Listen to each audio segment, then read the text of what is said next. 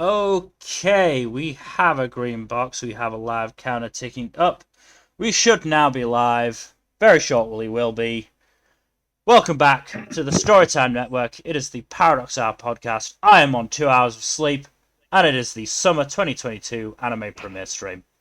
It's okay, I I'll don't get have some much sleep more after sleep than this. you. Oh, I fully intend to get some sleep after this. All it is keeping me going is that 2 hours, a shower, and a bar of Cadbury's. Are you sure you don't have like caffeine or something to help? I don't drink caffeine. Good. Understandable. Have a nice day. I don't drink tea or coffee, so I mean, I can understand not drinking coffee. I like tea. Tea is good. I've tried. I'm a Brit. I've tried tea. I just don't like it. Have you tried like chai or Japanese teas of any kind? No, I honestly don't think it'll work. I'm just Darn. not. I'm just Well, not a. worth suggesting. I'm just not a big fan of savory drinks, really. A Brit that doesn't like tea? I know it's awful, isn't it? But considering I hate my country anyway, it's half of the course. Given all the news over the past several years and the colonialism, I'm not surprised.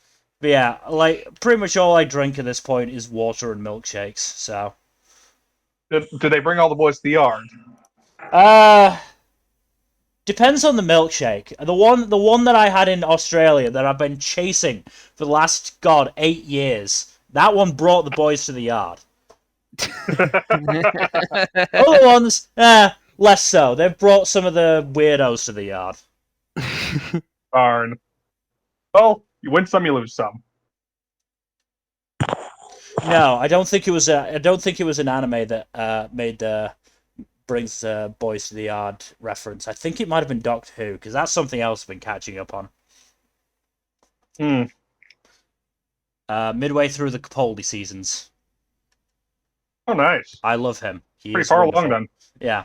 I mean, I started at Capaldi because that's where I fell off. I've watched Eccleston, Tennant, and Smith far too many times. Understandable. But Capaldi's first season is not great. But that's a topic for a different podcast. I feel like we should do a Doctor Who one at some point, but that's just me. We have got anime to discuss. Not as much anime as generally, and trust me, it is going to get cut down for the 3+ episode check-in. Absolutely. This is Rwby fucking season. This is gonna get cut down, we guarantee it. But we start off with, I believe it's a Netflix show? Ah, yes. Bastard! You bastard. Bastard! I love that name. Yeah. Bastard. Heavy metal. Best. Because there are so many heavy metal references in this show. This is based off of a manga from the 80s, if you couldn't guess. It seems from all the 80s as characters. shit. It is very 80s. Like, oh my god. But, how do I put this? It's not very The 80s substantive. wasn't very good. Yes, that, and also this just does not have a lot of substance to it. Also, like, half the female characters introduced in the first episode, at least, are there for, like, fan service. The Like, 80s there's weren't two very good. Yeah. Two female characters in the first episode. One of them is, tomboy-looking type with a t-shirt and short shorts and all that. And the other one is just like bearing all of her cleavage in a small dress. Are you sure that's an 80s issue? Because No, I feel like those descriptions could describe some characters from this season. Bear, you hungry? Ugh. Yeah. Sorry about that. Oh, I thought you were making an anime joke. No, I'm talking to my dog. I thought you were Sorry. doing like a moe thing. I was like, No. oh god. No, not yet. I just think it was Sorry about weird that. for bastard, later. but I wasn't gonna judge. Yeah. What? Yeah, no. Sorry about that. Please continue. It's fine. Don't worry about it. Just I do love all apologize the for the Mel assumption. But anyway, yeah. I do Bastard. love the Mel reference because, the villain of the first episode is called Osborne. There's a Megadeth-based spell in the first episode. The kingdom that the episode takes place in is called Metallicana. All that cheesy shit.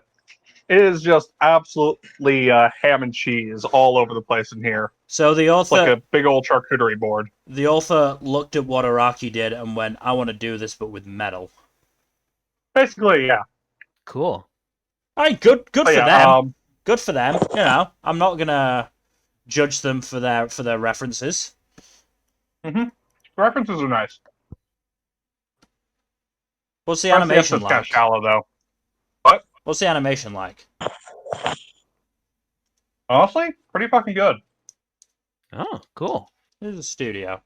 Had decent production values, so. Leiden Films. Leiden Films is up and down. Here and there. Sometimes they have really, really good animation, and sometimes they just have god awful stuff.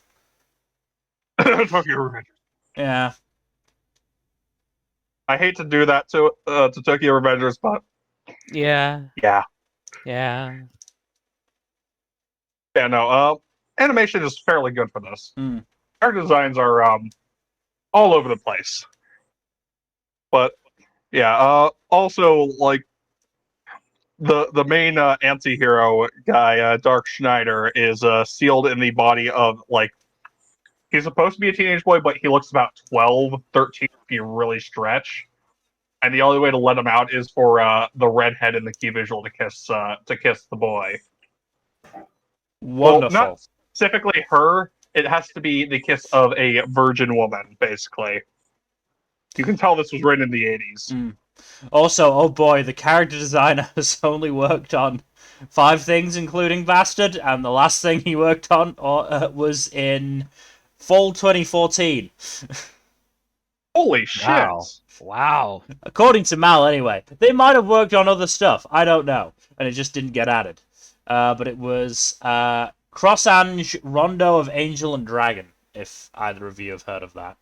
I've watched Cross-Ange. Yeah, that fully tracks with the character designs, 100%. Yep. Cool, good to know they are consistent after an 8-year break. Oh, that's unsurprising. Cole Rain is doing the fucking OP. Yep. That's entirely unsurprising. See, I don't think I got to the OP in the first episode. Mm. I didn't bother watching after that. I'm probably not going to watch more of this. I might at some point just because of the Mel references. Mm. I do like it being like a post-apocalyptic fantasy. That is a pretty good, pretty interesting vibe that you don't see all that often. But Yeah. like, yeah, I don't know. This one is just kind of eh. If you like the 80s aesthetic and the all the metal references and some dark fantasy shenaniganry, you might enjoy this. But if you're averse to any of those things, or the fan service, or I think there was a content warning for sexual violence, but I didn't see any in the first episode, so yeah, just be aware of that. Right. Well, if we're going to move on then, we are starting with a fairly low bar, and it's time to limbo under that motherfucker. Black Summoner. Boy, oh boy. I have heard boy. things about this. It's honestly not the worst thing. I not even close. Harem Yes, but is so much worse. I was gonna say you watched Harem. You don't get to say that. It's not horrible. It's just kind of generic as shit. And yeah. So, dude, apparently a god accidentally kills a dude by accident. Chooses to completely wipe his memories and use that as skill points to reincarnate in another world. As a summoner instead of traditional warrior Overpowered swordsman. nonsense. Yeah. So he's not quite Kirito. But yeah. He's No, laterally he's Kirito. not Kirito. He's Kelvin. Yeah. He's Kelvin. Yes, name's freaking Kelvin. How many degrees is he? He's very, very low. and the goddess of reincarnation took a liking to him because apparently he flirted with her, but he doesn't remember that because he wiped his own memories. So so she's sort of like his guide and also a summon that he can use in the future. But yeah, the entire first episode is basically just him adapting to this new fantasy world that's generic as shit. Lovely. Yeah, there's not really a whole lot to say. He goes the Adventurers Guild, signs on, gets his first quest, which is to kill a few slimes. And one of them becomes his first summon. It is a very cute slime. I am very fond of that slime. His name is Clotho. And that's pretty much it. Not a whole lot going on here. Heard there was And slavery in the first episode. no, there is slavery, but as opposed to the other isekai I watched this season, the protagonist didn't like, you know, say a whole lot about it. All he saw was like one of the girls that was up for slavery was like, oh, maybe she could be a summon for me. So yeah. Yeah. So So he's not actively taking part yet, but he is just like, oh, hey, yeah. slavery, that's pretty cool. Yeah, no, I mean I wouldn't go that far, but yeah, he hasn't taken part of it in it yet. Red flag.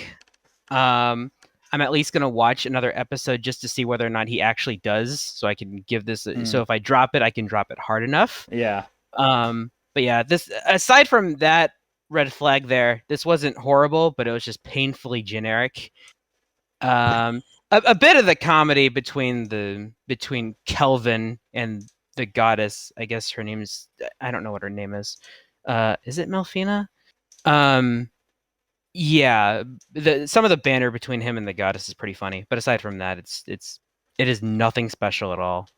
So, which honestly, I'm okay with that considering one of the other isekai I watched. So, I feel that's I believe that's the girl who's a slave currently, the elf girl who is currently a slave. Yeah.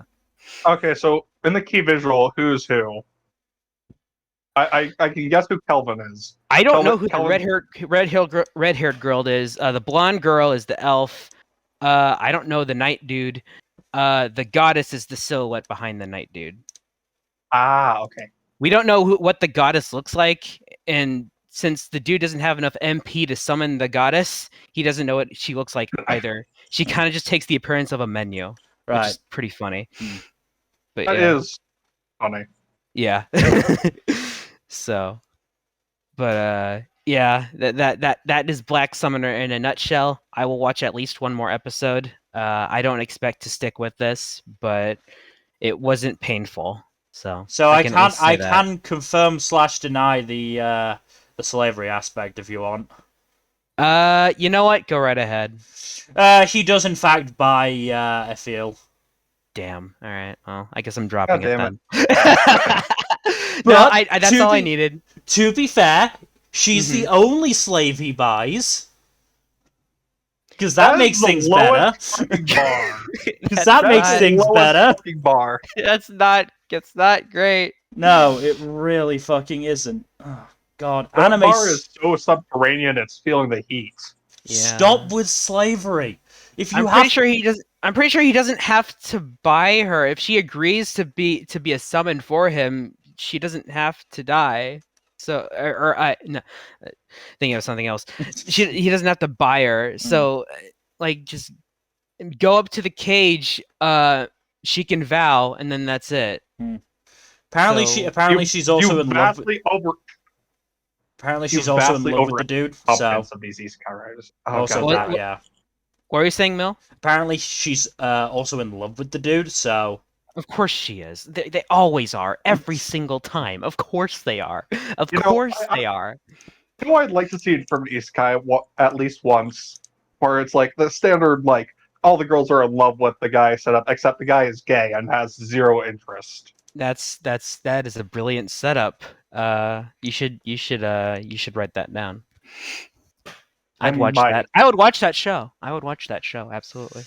Oh man, Kelvin is voiced by Koki Uchiyama. Why are you wasting your time on this show? Yeah, I knew his voice sounded Paycheck. familiar. It's a paycheck. There are better shows this season that you could have been on. That I thought he was on. Maybe he tried to get into Maybe. better Who ones. Yeah, knows? that's what auditions are like. Oh, he isn't a Futo PI. That doesn't surprise me, actually. Yeah. That feels like a show he would be a part of. Yeah, absolutely. But yeah, that is Black Unfortunately- Summoner. Yeah. Fortunately, the next show is not nearly as bad. Cool. It still has a couple of bad aspects, but no, nowhere near as bad. All I know is the OP is good. The OP is a fucking bomb. Call of the Yeah. Night, So is the- yes. So, before watching this premiere, I had two issues from what I'd heard about it. One that Vampire Girl bit main boy non-consensually, and the fact that main boy then vowed he would fall in love with Vampire Girl, despite the fact that she wasn't really into that. One of those has been assuaged. It is the second The one. second one? The first one is Okay. still bad. The first one is still bad. She still just bites him non-consensually. Yeah, that's the first time. Afterwards, it is consensual, I believe. It's a little better in that the person I saw talking about it said that vampire bites were like sex, and she seemed to equate it more to eating than sex. So that makes it a Yeah. little better. It's still not great. Yeah. It would have been a lot worse if it was equated to sex. A lot worse. Mhm. In terms of the second one, it's less that she's like not interested in, more that he's doing it because the whole concept of how people are turned into vampires involves the person having to fall in love with the vampire doing the biting. And he, No, the person who has fallen in love with the vampire has to get bitten by that vampire. is that not what I said? No, you said they have to do the biting. Whatever. 2 hours of sleep, dude. No, I I'm get it. surprised I'm coherent. Also, yeah. Uh, so yeah. So it's the falling in love is more a means to an end. I am actually still a little annoyed about it, and that's I want your take on this, Jack. I got very Ace Arrow vibes from Yamori. I don't know if he's necessarily Arrow Ace, but he does seem at least somewhat Ace spec. He might be Yeah. Demi. Maybe. Cause like he literally turned down a confession because like, oh, I don't understand that shit. I'm like, Yeah. Ace Arrow representation? And then no. Doesn't look like it, does it? It's hard to say. It's really hard to say, especially with anime. Yeah. It is. I'm going to hold out hope, but I very much doubt it, which is why I'm disappointed. Like, it's kind of premised against that, is the thing. Yeah, I know. That's the issue. That's the issue. They could have had a show about him just, accepting this, having fun at night with a vampire. That could be fun. I do like the atmosphere of the night in the show. It is very atmospheric. The atmosphere is good. I liked the comedy with the three drunk guys. That was fun, yeah. Just the dude throwing up on Yamori's shoes. Also, just like, absolutely love that her cape just flutters around like they ain't no business. I like the cape. I don't like the clothes underneath. When I was saying that some shows, really didn't need to be fan servicey, this is one of them. Yeah, the fan service does seem a bit unnecessary in this one. Look, It's still fine. pretty good otherwise. if you want the thigh highs, if you want the short shorts, if you want the fucking I don't even know what to call it, like sports bra top, then fine, go for it. You don't need the boob window. You do that not does need seem the a bit boob excessive. window. And you also don't need it to be so tight that you can actually see the shape of her nipples. You really Right. don't. You really didn't need to draw that. Guess who? Guess who the author of the manga this is based on did? Oh god, I is. don't know. There's too many pervy authors for me to pick. Isn't this the same one? Gashi What? Kashi. Yes, that one. That doesn't ring a bell. It's the one with the sweet store. Yeah, that's the candy one. Still doesn't A ring lot a of bell. innuendos in that one. Alright, okay, what fair I know. enough. Fair enough. Here, I believe you. here, let me look it up and I'll post the link in the server. Well, so you can I'm look looking at at it already on Mal. Okay. I mean, looking at it, Mal doesn't tell me much. I believe you. I believe you. That's same author for the manga. Oh, is that the show with fucking Commodore Perry in it? What? I didn't actually Sorry, watch the show, I was, I did my dissertation on historical and folklore references in anime and manga, and so at one point I was researching, various series that had historical references in them, and one of them had Commodore Perry, who is the American who basically helped end the Tokugawa shogunate. I remember him. Because he arrived with a big fuck off battleship and said, "You're gonna open up to trade with us, or we're gonna kick your ass." Because he was an American. Like an American. Yeah, because he was an American. Damn it, America. America.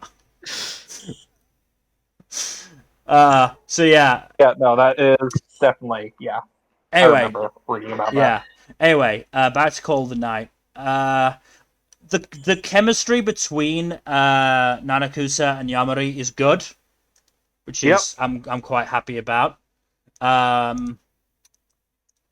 Yamari's female classmates. Fuck them.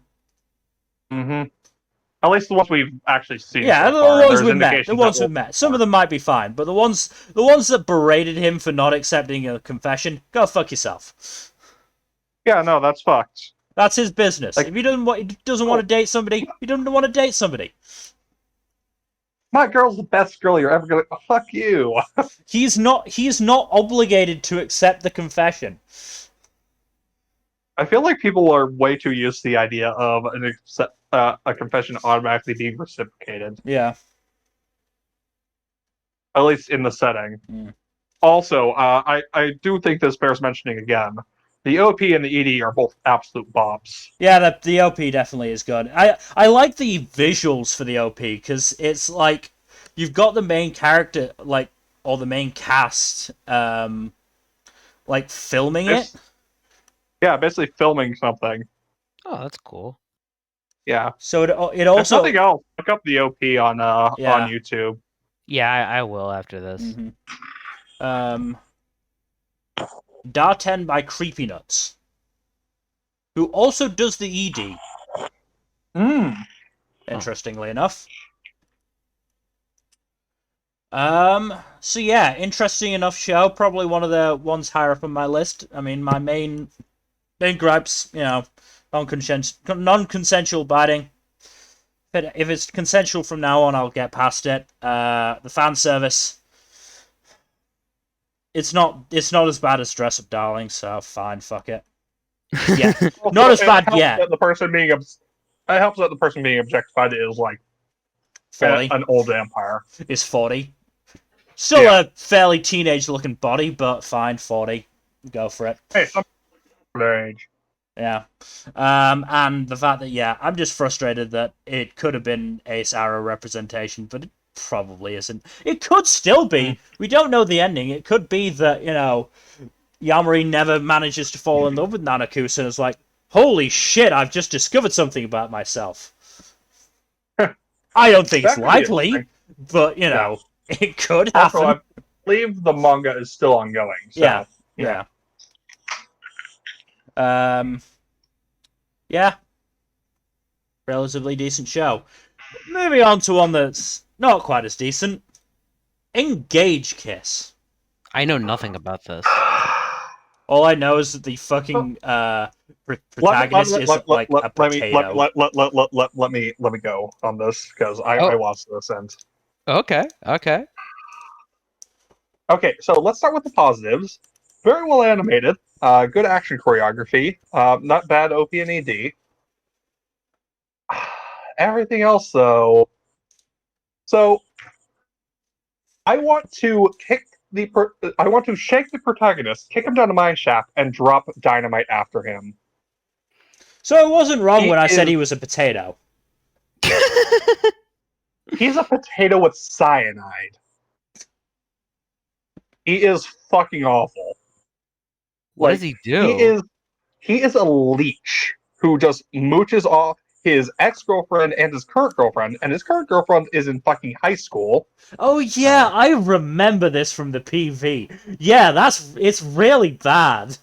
Oh, it gets worse too, because not only is he a leech, he's also just an asshole to the other members of the industry he's in. So they're in like a demon hunting industry and all that, and so they decide who gets contracts by bidding on them, and whoever gets the lowest bid in gets the contract. And he purposely lowballs it by like less than half of what everyone else does, just to fuck everyone else over and get the contract. And he can't even make living expenses with the low balls he does. It like barely pays off all of the expenses from the actual demon hunting. Yeah, he sounds like a real fucking asshole. He is. And it gets even worse because somehow his ex-girlfriend is still indulging him every now and then just by paying for a meal or two here and there, or letting him buy her services as a demon hunter. Mm-hmm. And his current girlfriend is probably a yandere. So that's nice. Yeah. Cool. I hated this. I dropped this. This is fucking awful. No amount of good animation can save a series with such infuriating characters. Holy fucking shit. Sorry, I'm just reading the Anifem review for it. Yeah. Kisara Bad. doesn't just wear a school uniform, she acts like a besotted teenager too, acting out insecurely when Shu interacts with his ex, making dinner for him and declaring they'd better take sleeping pills together and go to heaven to escape their crushing poverty. Oh yeah, I almost forgot about that. She suggests a suicide pact.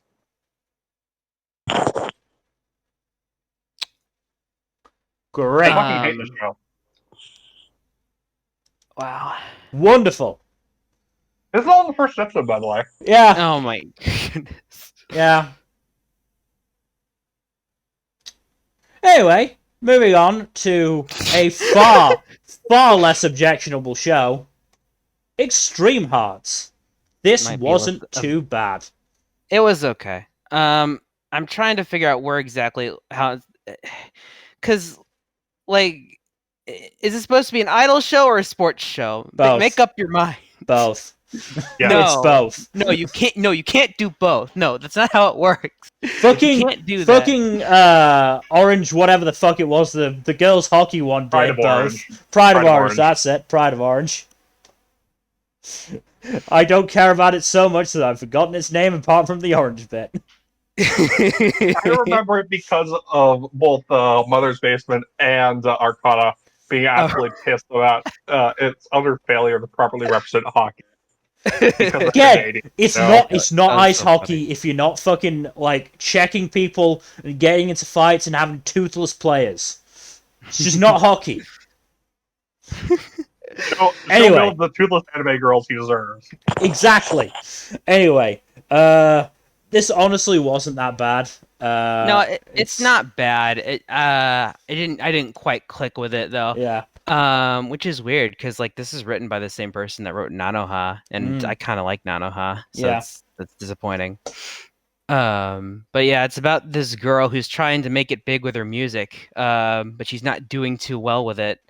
So her agency fucking dropped her, but she was it was suggested to her that she join the Extreme Hearts like tournament thing, which is basically like a mixed sports thing.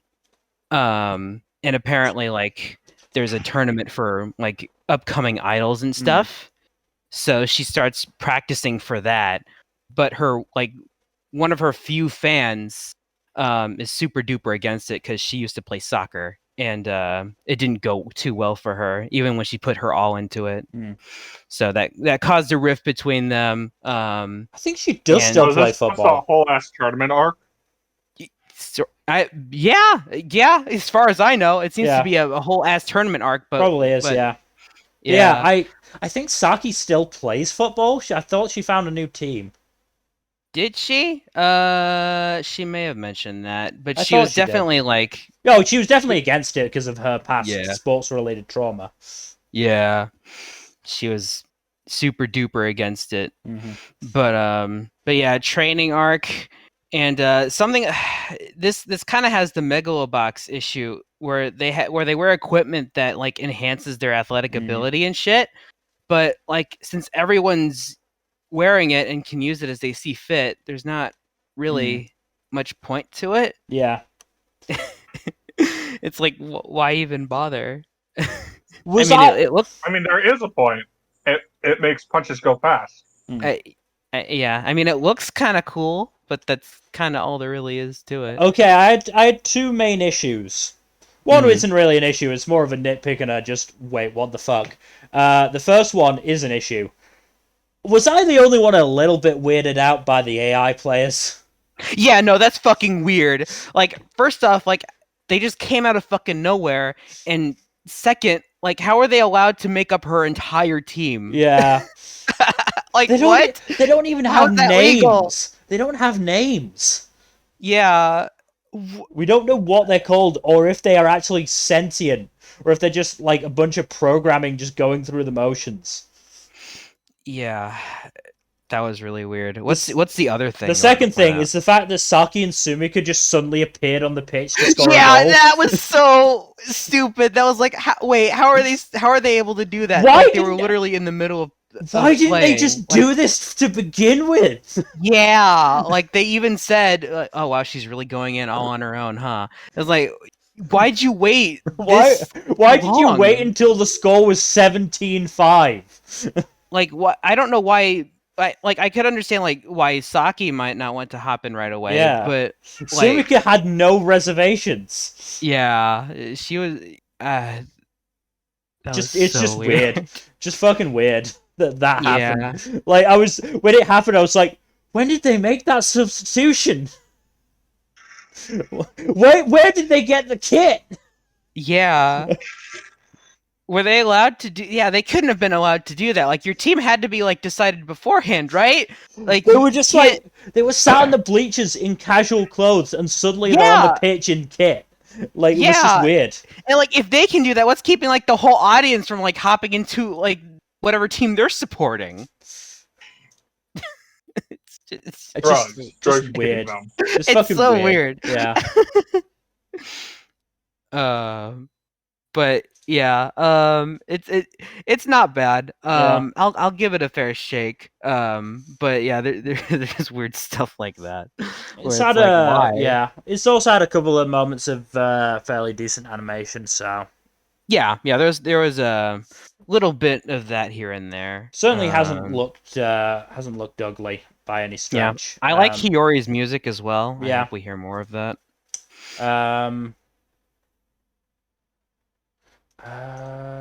Is there anything? But it looks like things are going to get a bit idol-y. Oh, almost certainly. Certainly. I'd be shocked if it didn't. Is there anything I want to say on the voice actresses? Let me just find it on Mal. Nope, don't recognize any of them. So, oh wait, Seto Asami's there. Ooh. That's gonna be cool. Oh, she is. That should be fun. Yeah. I feel like I'm. Oh, that's right. Hiyori is voiced by Noguchi Ruriko, who is Sally in Bofuri. Oh, cool. That's what I remembered. I vividly remember thinking it because I was shocked because I thought that Sally was voiced by Riko Sasaki. I was wrong on that front. Yeah. There is also a character called Tina Merkies. Don't know Merkies. Don't know who she is. Looking forward to her showing up. Who is QONN4CX No? I don't know. What is that? Okay.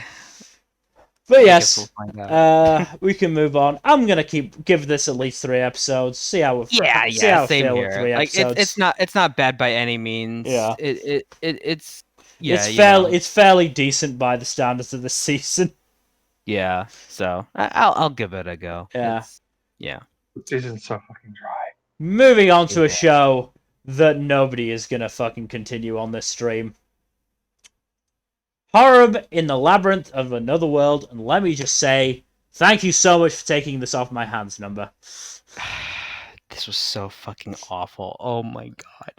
Okay, so dude starts a game. Apparently, if you play this game, you're trapped in it forever. He did not know this. I don't know how you don't know that. I feel like that's something that's going to be spread about. Yeah. How can it be spread about when everyone who plays it gets trapped? Yeah. I don't know, the people around them. There's dead ass a warning. When you start the game, it's like, when you start this game, you cannot leave, or whatever. So, Oh, yeah, no, that's on him then. Yeah, like, how does that even happen? I don't know. Yeah, like, that's almost like SAO, but you actually get the warning. Yeah. So, it's so weird. But yeah, so he plays this game, generic fantasy world, yada yada yada. He saves a town. One of the dudes apparently that was in the town tried to steal his shit. He was sold off as a slave as a punishment. And he did nothing. The main character didn't. He was like, well, I wish you told me that was going to happen to him, but he didn't do anything to stop it. So yeah, but that's not where the yikes comes in. So the yikes comes in when he sells off like the what he got from defending the village, and then he meets with some higher up in the town. I don't know what exactly he is. I forget already. But and basically spends a very large chunk of the episode trying to convince this dude to buy a slave, and describes all the things he can do with a slave. And yeah, it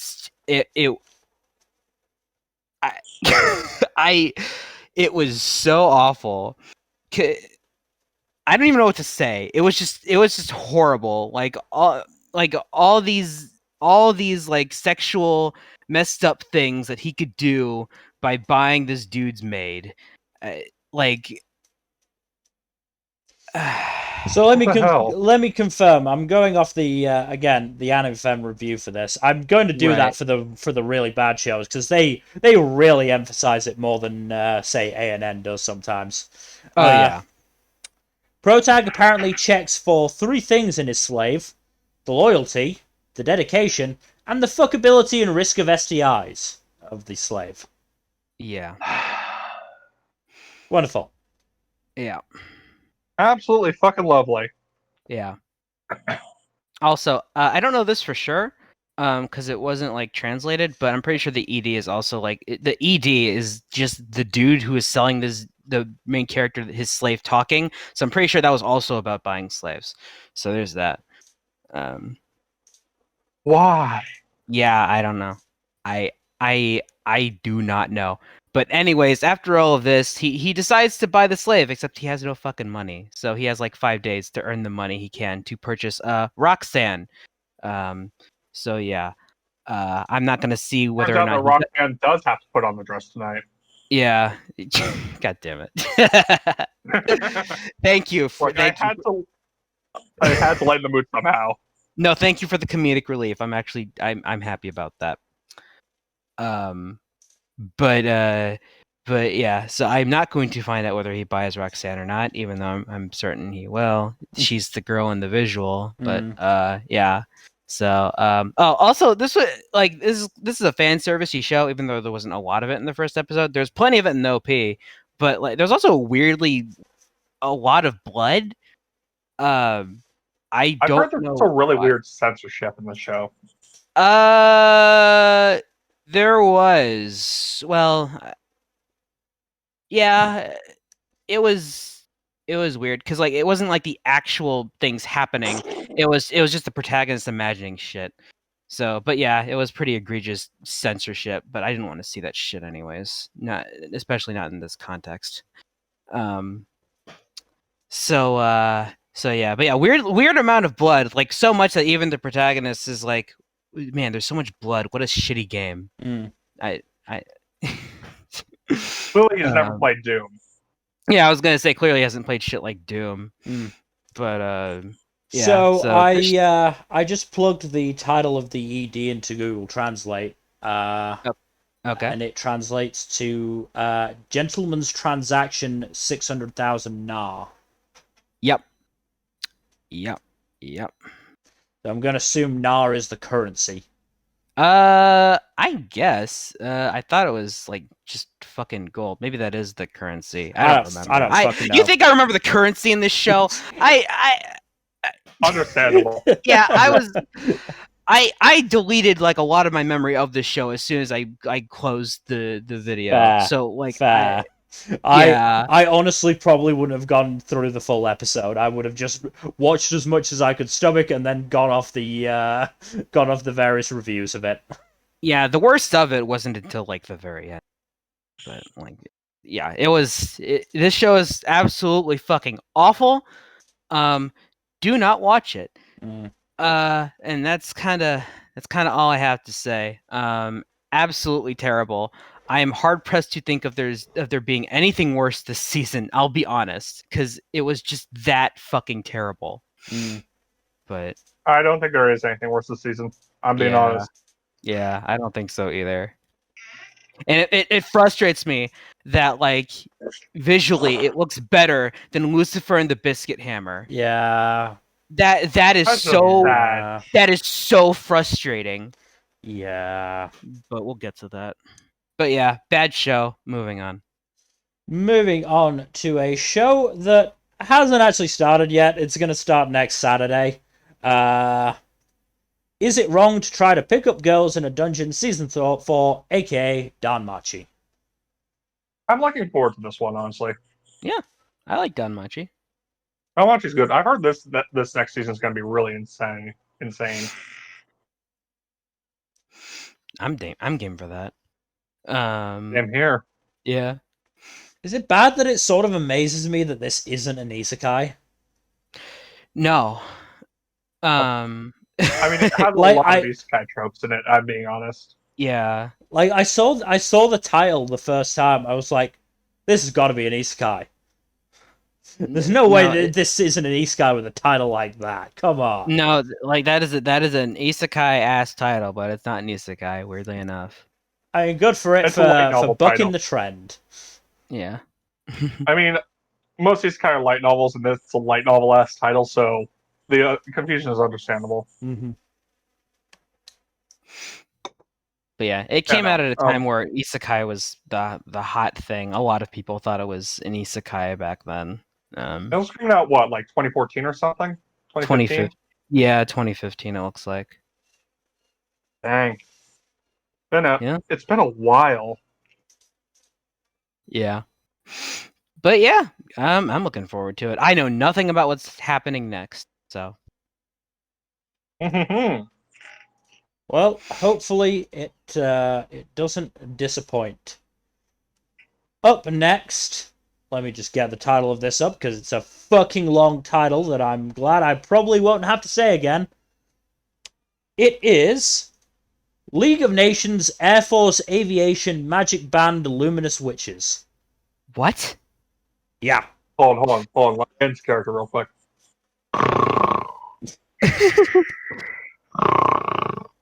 Yeah, this was boring. No, I'm not not a going to watch shock. more of this. Not a shock. Look, this is basically about girls who are witches who can transform into kind of slightly furries and sing good to pep up the troops and all that shit. That's literally it. And there's like barely any singing and barely anything in the first episode. It was boring. Also, apparently, like witches stop being witches at like 20 years old, which is just really fucking stupid. Yeah. Wait, what? I don't understand that. Why? I don't know. It's really fucking stupid. That is That's one of stupid. the lamest acts rules of any magic system ever.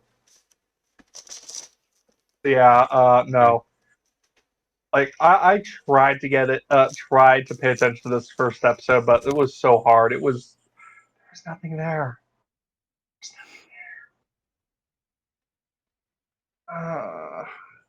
No, this was just really boring.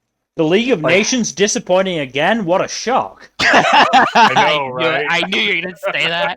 I knew you were gonna say that. As soon as I saw it had I will League of say- Nations in the fucking title, I was like, yeah, I'm making a joke about this that is only funny to fucking history buffs. That was funny. I will say this: the shenanigans between the familiar mascot were kind of funny-ish. It's just they were not enough to save the show. I'm not going to watch the show when it's like going to be 90% cute girls doing idle shit with rockets. I mean, some of these fucking names, though, they really did go all out on the international this is- flavor. Because you've got this is a Virginia spin-off. Robertson, Maria Magdalene Dietrich, Eleanor Giovanni Gassion, Joanna Elizabeth Stafford, Isla Some of them sound like actual Piviki names. Linamar, and Lyudmila Andreevna Ruslanova. That actually does sound kind of like a Russian name. Originating from Oh Russia. Oh, shocker! Absolute shocker. And when So I I'm say just gonna- say Oh Russia, I mean it says Oh Russia. I'm looking at on Mal. Sorry, this is not related to this at all. I just noticed that fucking Harem in the Labyrinth has fucking 7.12 on Mal right now. Oh yeah, no, I'm furious about that. Why? Mal is shit at judging things. I am furious about that. Don't worry, Bro, I'm pretty sure that's a high. I'm pretty sure that's higher than Birdie Wing. Oh, it is. I'm fairly sure. Mal is also filled with perverts, so Yeah. Yeah. Anyways, sorry. Moving on to Luminous Witches. Engaged Kiss is also a 7.2 now. Oh no, Birdie Wing is almost at a 7.5. Oh yeah, that's Oh, right. and- It went up, didn't it? Oh, Yeah, it went up fantastic! after the The finale. propaganda worked. Yes. Yeah, that's right. It did start off low because everyone thought it was just a fucking sports series, and then everyone joined the cult of Birdie Wing. Yeah. Join the cult of Birdie Wing. Absolutely. So hype for season 2 in a few months. Yeah. What? Yeah. No, 6 months. 6 Yeah. months. Shit. Yeah. I made myself sad. Yeah. Black Summoner Oh, is well. a 7.19. Fucking Isekai nerds. Meanwhile, is there a show that we actually like that we got to yet? No, not yet. I mean, Extreme Hearts is a 6.26, which seems harsh. Yeah, Well, but Call of the Night actually has a good score. Yeah. Huh. Did you see fucking Nanakusa's design? Of course it does. yeah. I want to debate you on this, but I can't because you're not wrong. Anyway. Though there is justice in the world because Rent a Girlfriend is below a 7. Yeah. Let's go. So, let's move on to the disappointment of the season. Lucifer and the Biscuit Hammer. God, This deserves so This- much better. This is so heartbreaking. it is. Yeah. Look, the animation isn't really bad. It's just stiff, limited, and lifeless.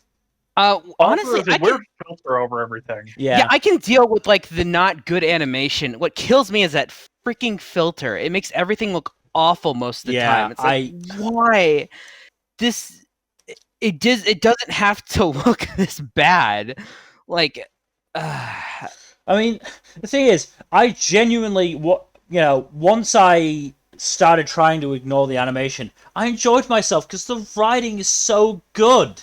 no, because this is genuinely an excellent story, and it Yeah. does make me happy that some of the people who are not familiar with this manga are able to work past the shoddy animation to start to see the good story behind it. And to be fair, like other positives to this, like I think the voice acting's pretty good for the most part. Oh, voice acting is great. You know, I have had my issues with Kenjiro Suda. I have none of them here because he's actually putting a fucking good. He's actually working his vocal range here.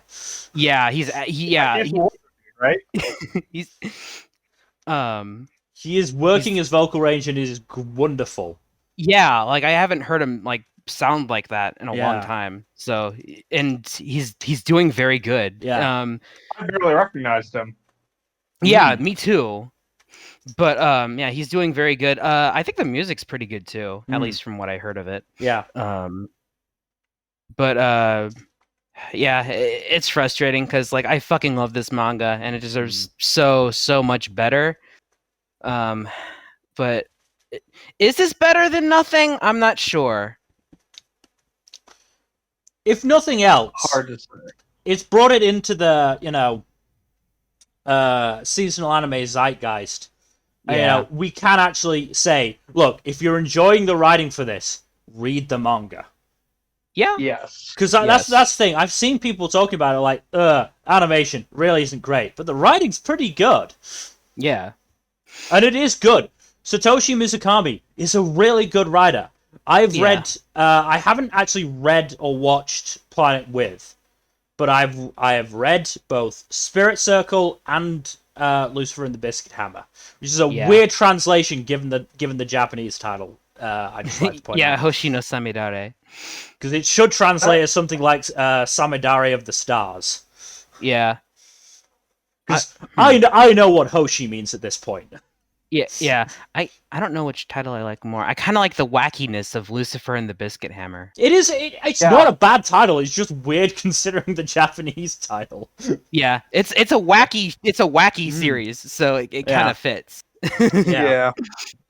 But yeah, we're on the subject of it. I did reread Spirit Circle probably about a week ago now. It's still good. Yeah, I haven't read it in a while. I'm slowly rereading Lucifer and the Biscuit Hammer while watching through this. But yeah, they cut out the panty shots. That's a good thing. That's the one plus on the adaptation. Yeah, that is like one thing that this objectively has over the manga, which is good. That makes me happy. But yeah, it's very frustrating, and who knows? Maybe it'll improve somehow. I don't know, but hey, at least people are taking an interest in this and starting to check it out in at least some form. Either if they just have to have the voices and the animation, then they can watch this, and if they don't care about how bad the animation is, it otherwise is doing a fine job of adapting the story. It's not like it's going to cut anything out from what we've seen. In fact, it seems to be adding a few things as well. So yeah, I mean, what I'll say is I will try and keep watching it until I won't say the first big moment, because I think the moment where Samidare is like, I'm gonna stop these bad guys from destroying the Earth so I can fucking do it as well. I can do it myself. I think that's the first big moment, but the moment I vividly remember really sold me on Lucifer. And, people who've read the manga, all I have to say is Dog Night, and you'll know exactly what I'm saying. Yeah. I'm going to wait until that moment and see how the anime does it. If I feel like it has just been ruined, like, not even necessarily ruined, but just like, because it's a really big moment. It's a really, like, strong moment. If the anime doesn't do it justice, I am just going to go, fuck it. I'm just gonna drop it. I'm gonna reread the manga. It's a fun Crunchyroll manga. They don't even have a fucking chapter limit. Yeah, it's right there. The only thing shonen. the only thing they have over Viz, only Yeah. thing. Everything else about it is terrible. Yeah, I need to buy this physically at some point. Yeah, I have started collecting Spirit Circle.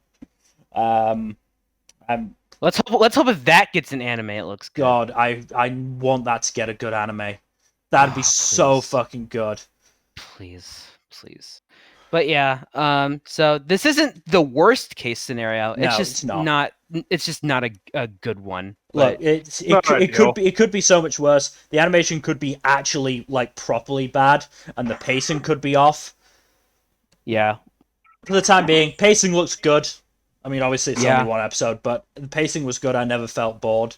Yeah, The only reason no, I stopped is to, be sad about the animation and the filter. yeah. I'll stick with it no matter what. I'm gonna see it through to the end. And I will always be preaching the manga from all rooftops around the world. Yeah. Oh, and just as an aside, really nice for a main character to be a fucking college student. Yeah, that's Yuhi could have easily been a high that. school student, but no, he is college student, which is great. Yeah. Yeah, I like Yuhi. I'm glad to hear Junya Inoki. He's doing a good job. Yeah, he's almost a little too good at sounding uninterested in things. Yeah, yeah, just a little. Just like, a little. It's almost like, are you even trying? But it's like, yes, you are. You're just doing too good of a job. It's the point of Yuhi. He doesn't give a shit. He does not give a shit about this quest that Crescent is trying to send him on. Him beating Crescent out the window multiple times was hilarious. At least 3 great. or 4 times. It's just wonderful. Yeah. Well, even at least it's still one of the gems this season, even if it's not a amazing adaptation. So maybe if I time it right, I could have like the anime on in the background and just read the manga. Huh. So I'd still have the benefit of like the fucking of the music and the voice acting, but I don't have to watch the animation. Mm-hmm. Maybe I can try that. We'll see. Yeah. I doubt it'll work very well, but it'll worth a shot. Anyway, moving on to one of the high points of the season, honestly. Yeah, this one surprised me a little bit. Oh yeah. Lycoris Recoil. So we'll say the now, show if you have issues with the police state, you'll have issues with the show. Well, I feel that's a bit iffy, partially just because like it's unclear if the show is going to be how critical the show is going to be of that police state. Yeah, to be fair, yes. How many episodes have you guys seen? Only the first. I've seen one. all 3 that are. Only the first one so far. Okay. Have you seen all 3, Nmbr? Yeah, this is the only one where I watched all 3 available episodes. Yeah. So. You got that gif of that one scene in the 3rd episode, right? Oh yeah. I'm just gonna assume it got gay. A little bit. Yeah, a little bit. Well, that's just gonna be my assumption.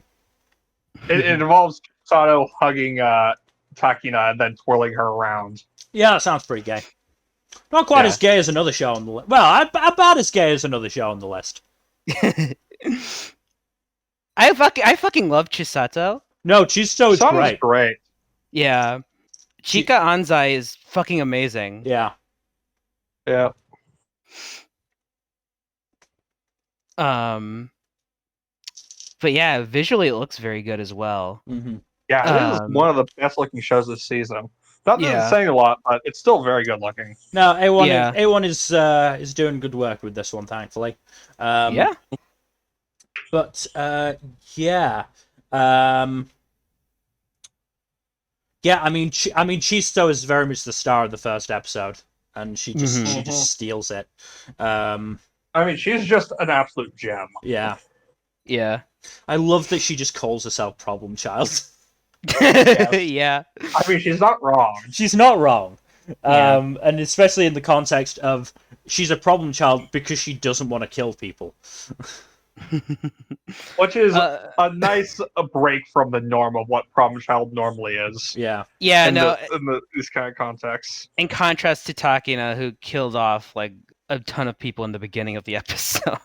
I mean, her solution to the stalking thing was to let the woman get kidnapped and then start firing a pistol through the windshield of the van. Yeah, she's who. She's a What? loose ass cannon. Yeah, She's a fucking cannon. she is the loosest of cannons. Like, I get wanting to do things efficiently, but that's not even efficient. Yeah. That's insane. You fired like Yeah. 2 That's dozen insane, shots and only hit one dude. So one thing that I feel like needs to be pointed out that's pretty stupid. So Chisato, it's been established that she uses non-lethal rubber bullets. Yeah. How did she shoot through a car door? Yeah. How did she shoot through a car door, but not through a human body? Yeah. What? I don't know. Maybe the gunpowder is that strong. Or Maybe it's been established maybe- that like the tech in this maybe- universe is a bit like Hmm. beyond Yeah. what we currently have. So Oh, Maybe- maybe he shot but- through areas that have been weakened by the gunfire, by the gunfight between Takina and the goons. maybe I don't know. It's just it's just dumb. Honestly, Yeah. But it's one of those don't think about it so much things. it was such a cool scene too. Oh, yeah, no, like I mean- shooting the guy through the car door. I mean, here's the thing. I thought she was shooting them lethally at first. I was like, well, Chisto's just as brutal as the rest of them. Oh, it's non-lethal. Holy shit. Her dodging the bullets is fucking rad. Yeah, though. no, that was great. That was wonderful. Yeah, she's mastered Ultra Instinct at a young age. I'm She proud has, of her. yeah. Should I cue up the Ultra Instinct music? Play it during that scene in episode 1.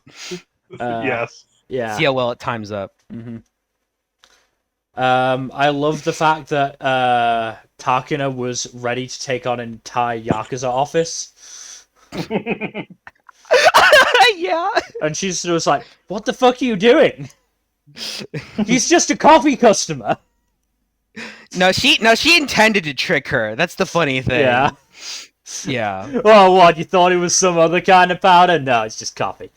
Yeah, it's just coffee. The regulars. It's cool. Yeah. It's good. It's so So, you two hopefully will be able to answer this.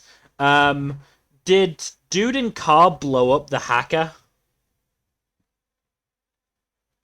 Dude in car. Oh, do you mean whether or not the hacker died? Well, like, he said he was... Okay, I'm fairly sure his name is Yoshimatsu. Yeah. Yeah. That Like- skippy ass blonde dude. Yeah, he Yeah. said Walnut, the hacker, was gonna, like, get his reward, and then he pressed a button, and, like, an entire apartment floor just exploded. Yeah, that was Oh, intended Walnut to doesn't die kill from that. Walnut. Okay. Yeah, Walnut died from that, but it was like the entire second episode is focused around Walnut fleeing for his life. Okay, Yeah. So the point was he was trying to kill Walnut. Okay. I just wanted Yeah, wanted to get clarification on that, because I wasn't sure if it was just an unrelated bombing that he was taking part in. I just didn't know. No, Yeah. it was him trying to kill Walnut because he's an asshole. Cool. Yeah. Fair enough. But completely fair, cool. As I said, I just wanted to make sure, because it was just a little unclear on that one. I like Mika. Mika's great. It's nice to have like actual good black representation in anime. And Yeah. disabled representation. Mm-hmm. Yeah. Yeah, he's fantastic. I like him as a really good mentor figure. I really hope he doesn't do that other classic mentor trope though. Unfortunately, he's got a twofold, because not only is he a mentor character, he's also black. That's only in Tell me horror I'm stuff. wrong. That's only Tell in me I'm horror. wrong. No, it still That's only- happens. That still happens in other series. Yeah. There was a Yeah. reason I was so worried for Arnold in Magatsu Verai. I was so glad he managed to avoid all those death flags he put up. I'm hoping Mika can do the same. Mm-hmm. Mm. Yeah, same. But I do fear that if they go down the route of agency bad, there's probably going to be some kind of civil war at some point, and Mika might be the first casualty. Yeah. Maybe. But they We'll have. see. I can tell you without going into too much detail, they've already started down the road of DA bad. Good. Yeah. That's good because that's what it needed. We did not need the DA being a force of good. Yeah, no. They are sketchy as fuck, and also a lot of them are just assholes. Yeah. Reminder: these are orphans going around killing people. Yeah, and to be fair, there was nothing really explicit in the first episode, but implicitly, it was implied that the reason Takana was reassigned was not because she killed a bunch of people, didn't leave anyone there to be interrogated, or not even that she didn't get the guns. It's that she didn't follow the orders that she thought for herself. Yeah, it was a combination of didn't follow orders and didn't leave a lead to follow. Yeah, pretty much. I mean, here's the thing. I'm willing to bet even if she'd managed to, get the guns, she still would have been reassigned. Yeah. Probably. Yeah. To be fair, that's mostly just because she's a loose cannon, though. Yeah. Yeah. Like she wasn't entirely in the right in that situation, but the point was you're too much of a loose cannon, Takina. I'm taking your badge. You can't take my badge. I quit. Unfortunately, that's not how it went. Unfortunately. Or fortunately, I think meeting Chisato is better for Takina. Oh no, it's it absolutely is. In most of it. It won't be for the first, 2, 3, 4 episodes, as Takina gets dragged through the Chisato tornado, but once she starts to figure some things out, I think it will be good for her. Chisato is the Genkiest of Genki girls. Yeah. Chisato's going full on, like, I'm dragging you towards your redemption arc, kicking and screaming if I have to. Yeah. Yeah. I mean, what's nice about Chisato being this, Genki girl is that she's the hyper competent Genki girl. No, she's badass. Which is a rare combination. Amazing. Hyper competent Genki girl is a rare combination that we don't get to see as often as we should. No, she's one of the most really competent nice characters combo. in this show. Yeah. It's great. Like It's the establishing moment for her was like, holy shit, you're the one who, like, single-handedly defended the radio tower. It still fell down, though. Yeah, she is fantastic. Already a contender for best girl. Yeah, but obviously it'll depend on how it goes down the story. And how it treats certain characters, but this is, I think, an early anime of the season contender. Yeah, this is an original, so it could go anywhere. Yeah, and that's what I love about originals. You never know where the fuck they're gonna go. That's also kind of what I hate about originals. A little bit, yeah. So many of them can fall off a cliff. Yeah. Don't talk about Wonder Egg. Okay, I'll talk instead about Akudama Drive as the good side of not knowing where the fuck it was going to go. Oh yeah. Akudama Drive is fucking fantastic. Nobody knows. After every episode, we're like, no idea where the fuck this is going. This is great. Yeah. And yet, when it went places in the next episode, it was like, yeah, this makes sense. This is the logical progression. It never jumped the shark, so yeah. Except when, that puppet jumped over the shark puppet, I'm not sure if that actually happened, but I had to try and make the joke. Yeah, no, it's fine. It's fine. It's fine. But yeah, this is a gem. It's one of my contenders for anime season, definitely. Yeah, same. Yeah, this is fun. It's exciting. It's badass. Let's hope it doesn't fall off a cliff. Yeah. Mm-hmm. It looks very good. I'm hoping A1 has a good schedule this time. Please. Yeah. Please. Yeah, please. I don't need another great show to get hit by a bad schedule. Here's the thing.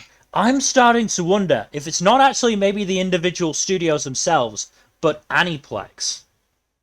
Because that's the common denominator for a lot of these shows that seem to fall off a cliff in terms of scheduling. That could be. Yeah, I'm wondering how involved they are with how these shows are being made, but I could believe that. Because they are the producer for a lot of these. Because they are the producer for 86. They were the producer for Wonder Egg.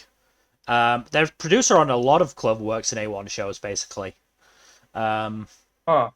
Hmm. Oh, so A1's doing 2 shows this season.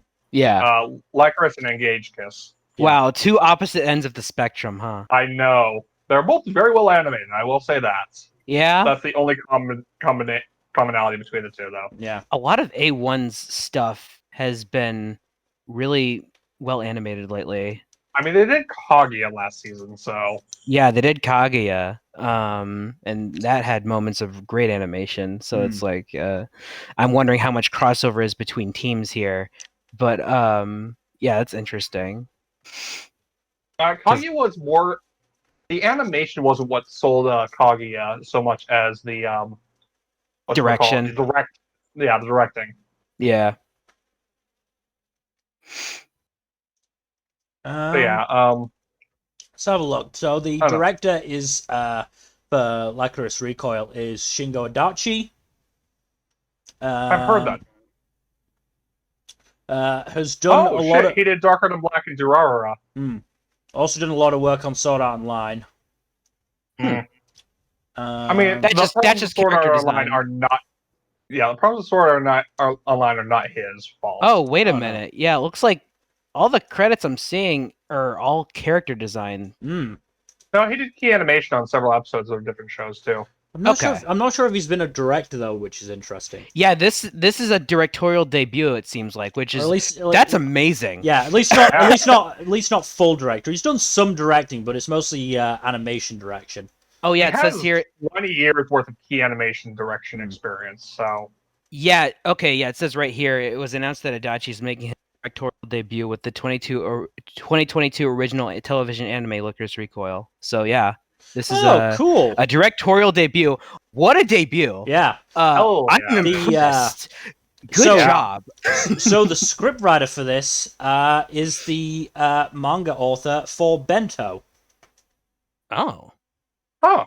Huh. Which I do have on DVD because my brother got it for me. I should give it a watch at some point.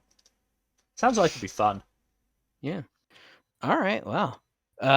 So Lycoris Recoil, good show so far. Let's hope it sticks that landing. I'm certainly impressed. Yep.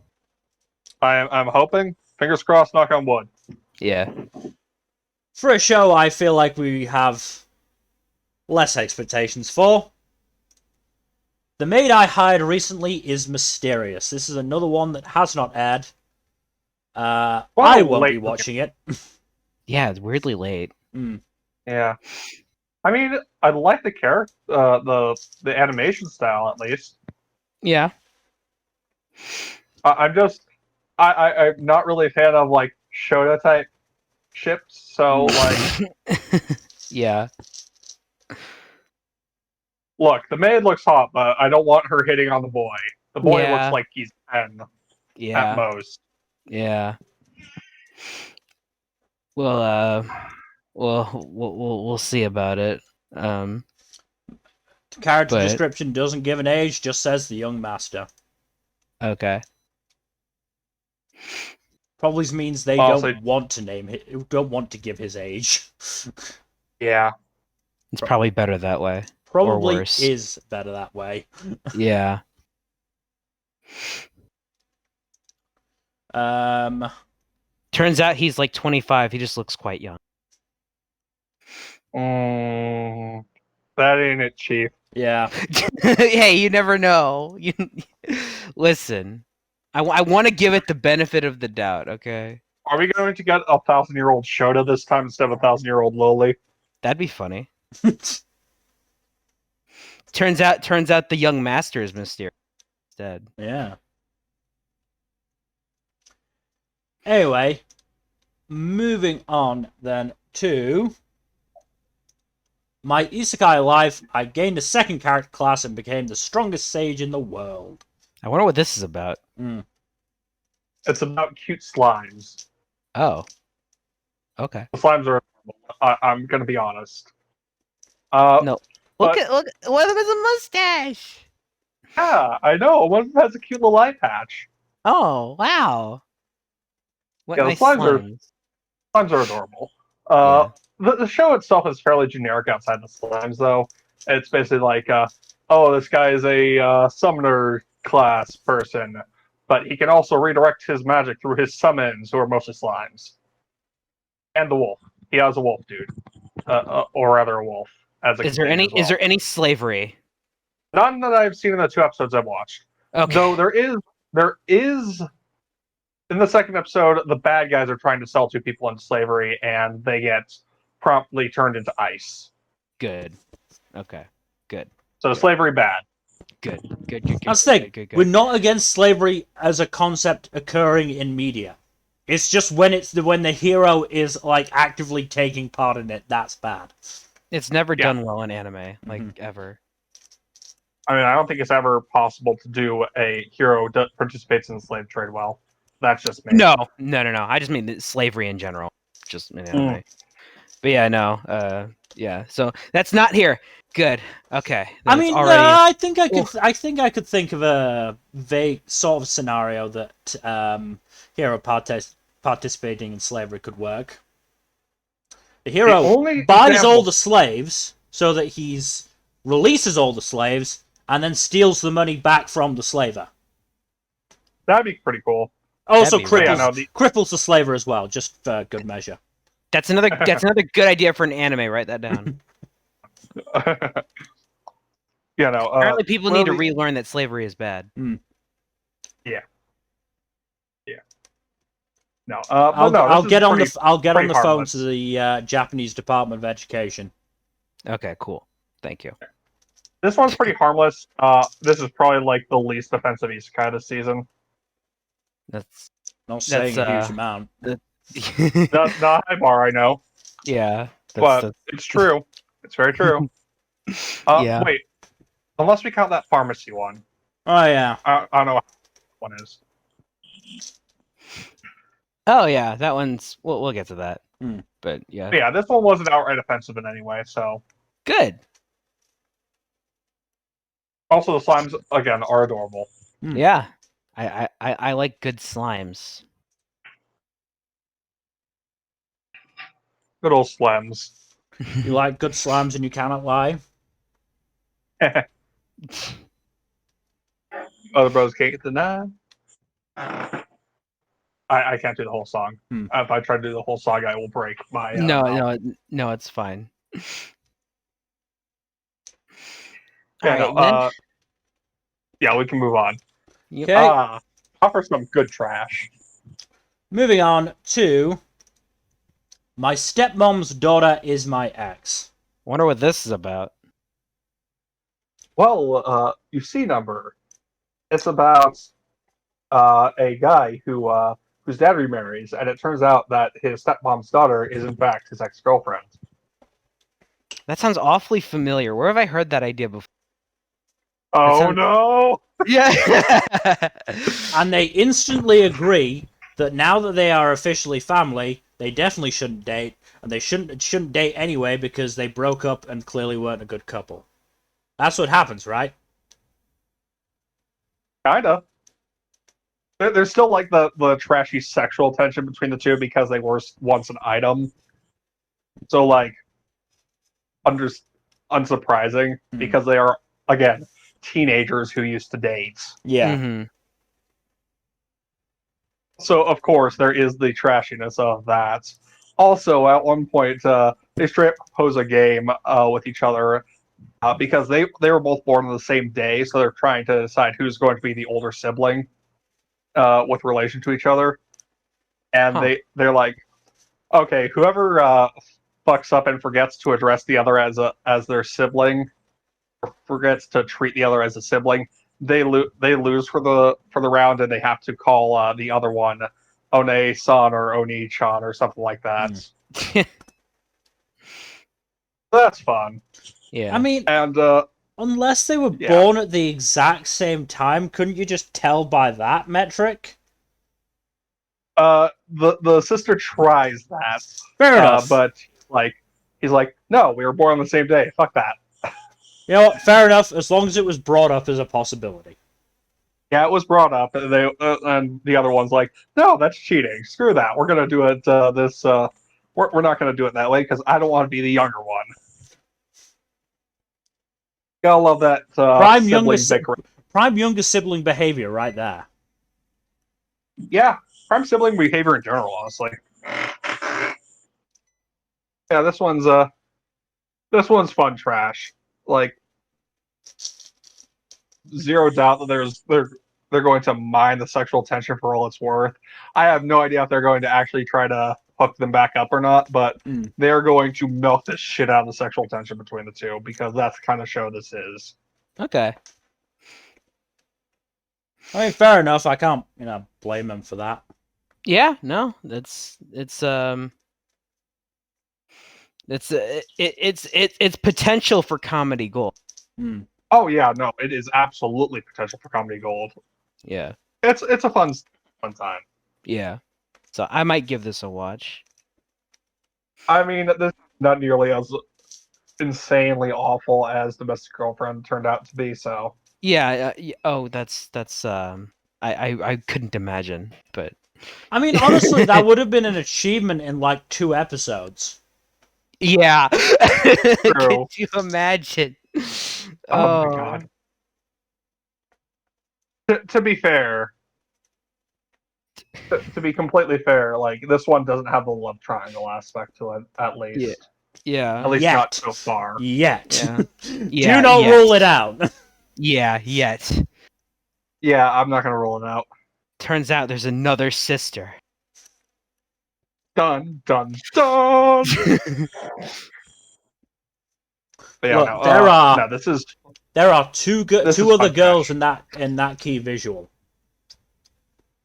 My guess is boy gets with one of them and sister becomes jealous. Entirely possible. From what I can tell, the two brunettes have a lot of chemistry with each other as well. Okay. They have the whole belligerent sexual tension thing going on. Like this kind of show would actually fall through on that. You never know, dude. You never know. These things can throw fucking curveballs at you. Yeah. Put it this way, I'd be very surprised.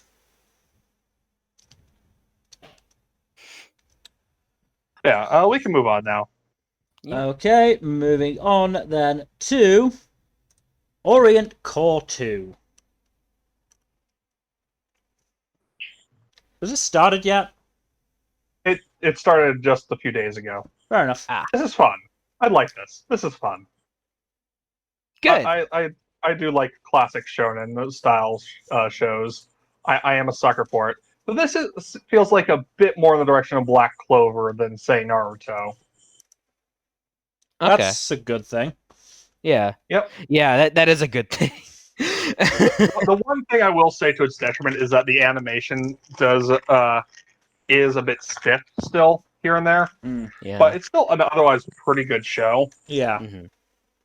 It also helps that the show has done a good job of fleshing out the main trio and their dynamics with each other, while also introducing some interesting side characters. Okay. And it's even brought back some of the old side characters who were introduced earlier.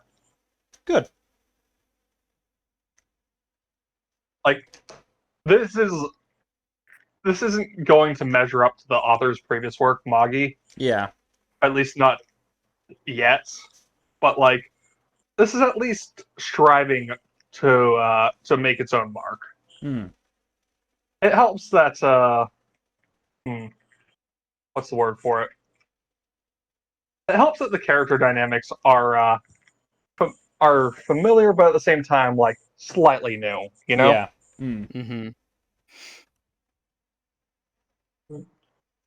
Also, just the main character sometimes goes into himbo mode, which is always fun to watch.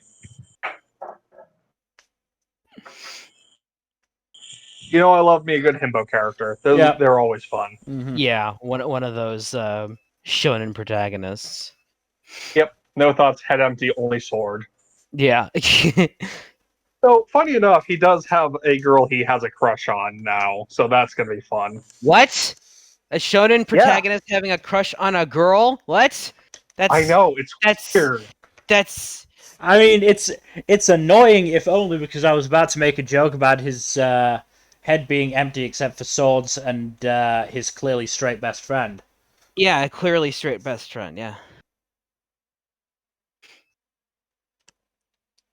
You know, Yeah, they sure. they platonically cuddle together. Yeah.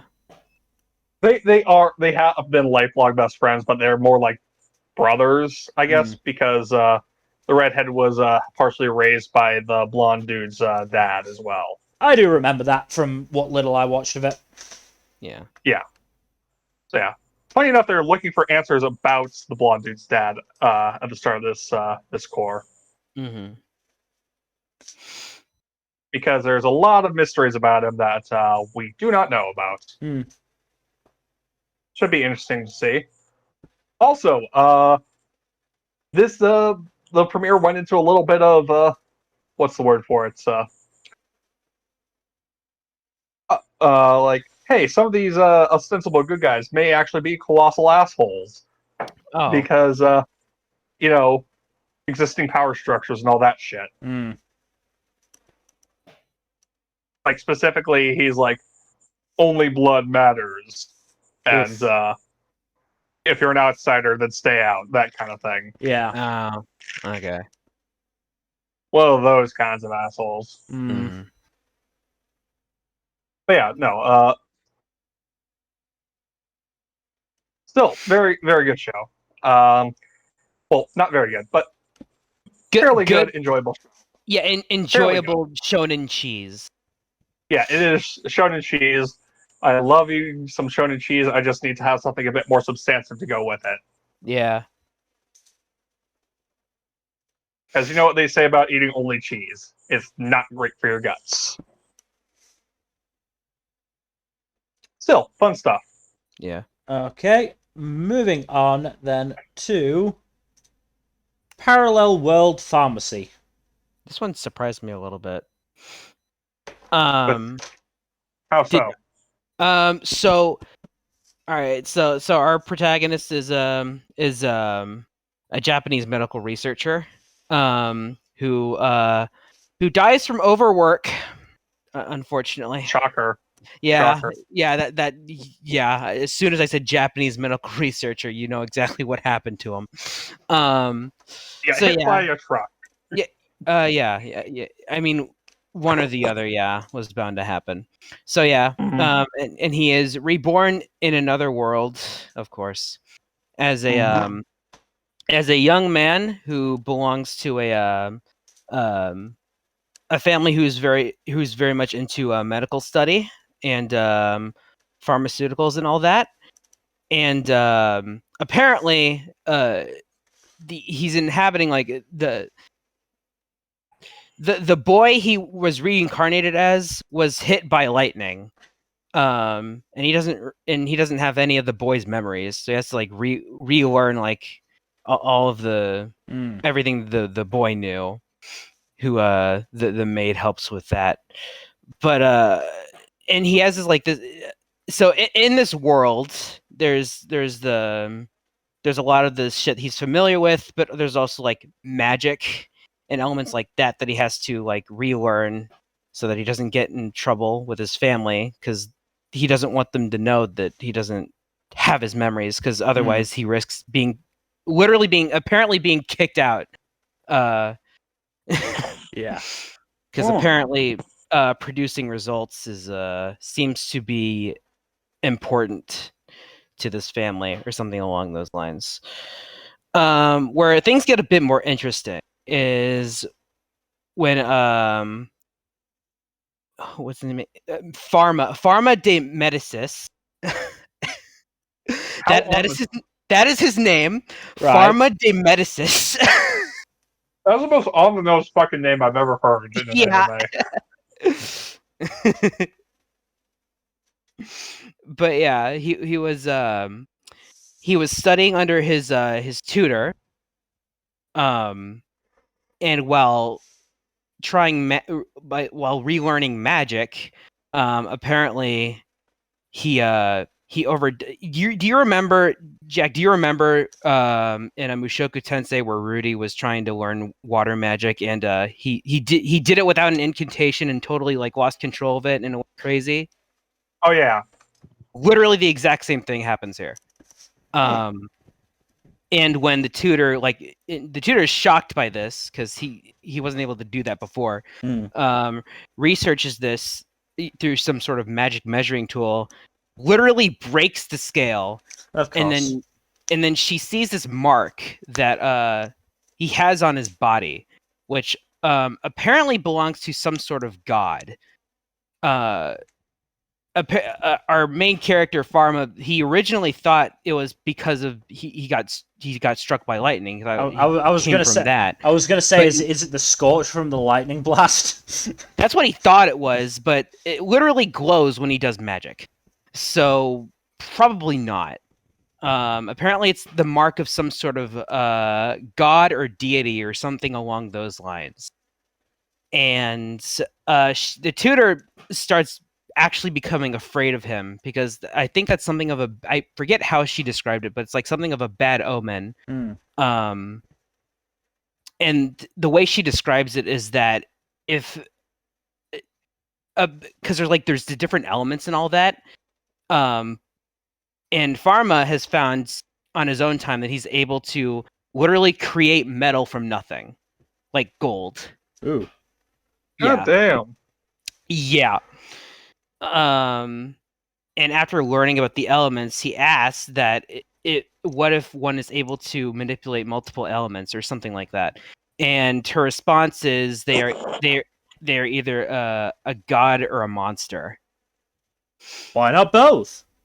Yeah, it could be both. And but yeah, after seeing his magic, she becomes somewhat afraid of him, and shortly after he manages to calm her down a bit. But while doing so, accidentally awakens this thing with his eye that is apparently able to like identify injuries and see what potential solutions to those are, because they cause them. He sees them as like glowing when he's looking at an injury, and if there's a possible solution, it glows. He describes this to her, and then she starts terrified again because apparently that was an ability that a god had. And even worse, she notices that Pharma doesn't have a shadow. Ooh. Yeah. And she actually runs away from him, and that's where the first episode leaves off. Cool. So there are some very I know I kind of just rambled there, a lot of shit, but there are definitely some interesting ideas here. Okay, I see it. Penastheos, the god of medicine. Yeah, that's the god. Of penicillin, isn't it? Probably. But yeah, that's the god. But yeah, so that's where it leaves off. So a lot of interesting ideas here. I was pleasantly surprised by this. I thought this would be like a fucking generic ass dude makes a pharmacy in another world and has to deal with people's medical shit, like stuff like that. But no, apparently we're dealing with some interesting ideas, and I'm very intrigued to see where this goes. Based on the opening, what I just described might actually happen, but I'm waiting to see. But yeah, I'm on board with this one for now. I was pleasantly surprised. This is one of the more interesting isekai this season. In fact, back up the list. It's probably like the most interesting, probably. But, probably. Yeah. But so it's good to have a nice isekai. Yeah, it's nice to have at the very least a harmless isekai. Yeah. With at least a few original ideas. So yeah, I'm definitely sticking with this one at least for a bit to see where it goes. I might give this one a crack since I've dropped so much. Yeah. May as well, right? But yeah. I am intrigued. But we can move forward now. Okay, moving on to Phantom of the Opera. I mean, Idol. You did that on purpose. Oh, I thought totally. that's okay. Totally This is did it on fun. purpose. Look, this is actually kind of fun, just by concept. I haven't watched past the first episode, but like, Hmm. I love the idea of just this absolutely lazy, uh, emotionally dead dude being possessed by a perky dead idol and completely 180 his persona when she does that. It's just so the whole demeanor shift is very funny. Yeah. As is the chemistry between the two is also really fun. Yeah, it sounds like a pretty fun idea. I mean, it's worth at least checking out the first episode of because of just how off the wall the premise is. Mm-hmm. Like, not all the jokes land, of course, and there is some stiff animation issues, and also CGI dancing idols, which I will never jive with fully, Yeah. unfortunately. I actually have But something. One of my shows does a thing with that. But we'll get to that later. boy, did they?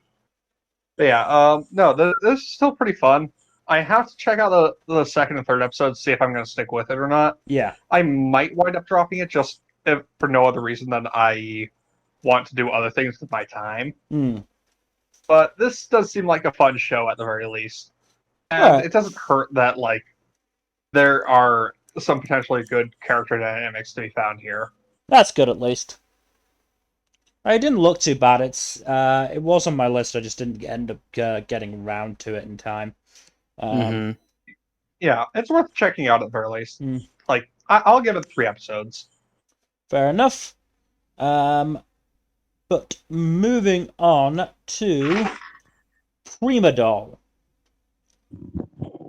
Okay. One plus.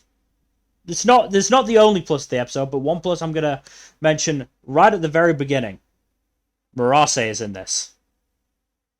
Ah, your favorites. One of my favorites, certainly. Yeah. Look, I've got my list of favorites that includes, Murase, Junya Noki, Natsuki Hanai. Always love whenever I get to hear any of them. Kaido Ishikawa, love hearing him. Seto Asami, love hearing her. I've got a list of favorites, and I always love hearing them. Murase, I haven't gotten to hear that much in the past couple of seasons. He's been busy with movies. Admittedly, one of them is the Backflip movie, which I will watch. Come hell or high water, I will watch it. But yeah, he puts in quite an understated performance in this first one. As for the show as a whole, it's kind of boring. Main character Haizakura, not that interesting. I mean, the whole basis is that you've got these. I'm not sure if they're fully mechanical or if they're just partially mechanical, but at the very least partially mechanical girls who were used in war. Now we're like 30, 40 years after the war, and this dude Tomanagi is like repairing them and putting them to work in his cafe. The second half of the first episode was devoted to a tragic story between a young girl and a doll she got to know a couple of years ago that is actually now broken, and there's a whole thing. I just didn't really care.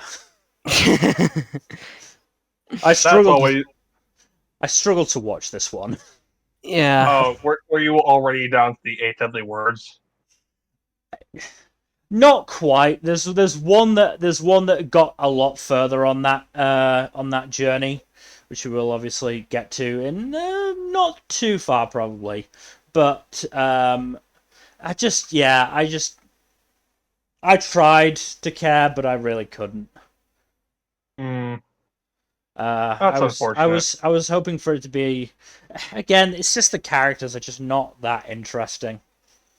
or at least the characters we get that are just not that interesting. And part of it is, it's a weird choice to have half of your premiere devoted to what is essentially almost a standalone story, rather than establishing your characters properly. But yeah, as I said, Murase is not the only plus, but he is sort of the major one where I'm concerned. Damn. Which is not great for a show, because the last show that had that was Battle Game in 5 seconds. Oh no.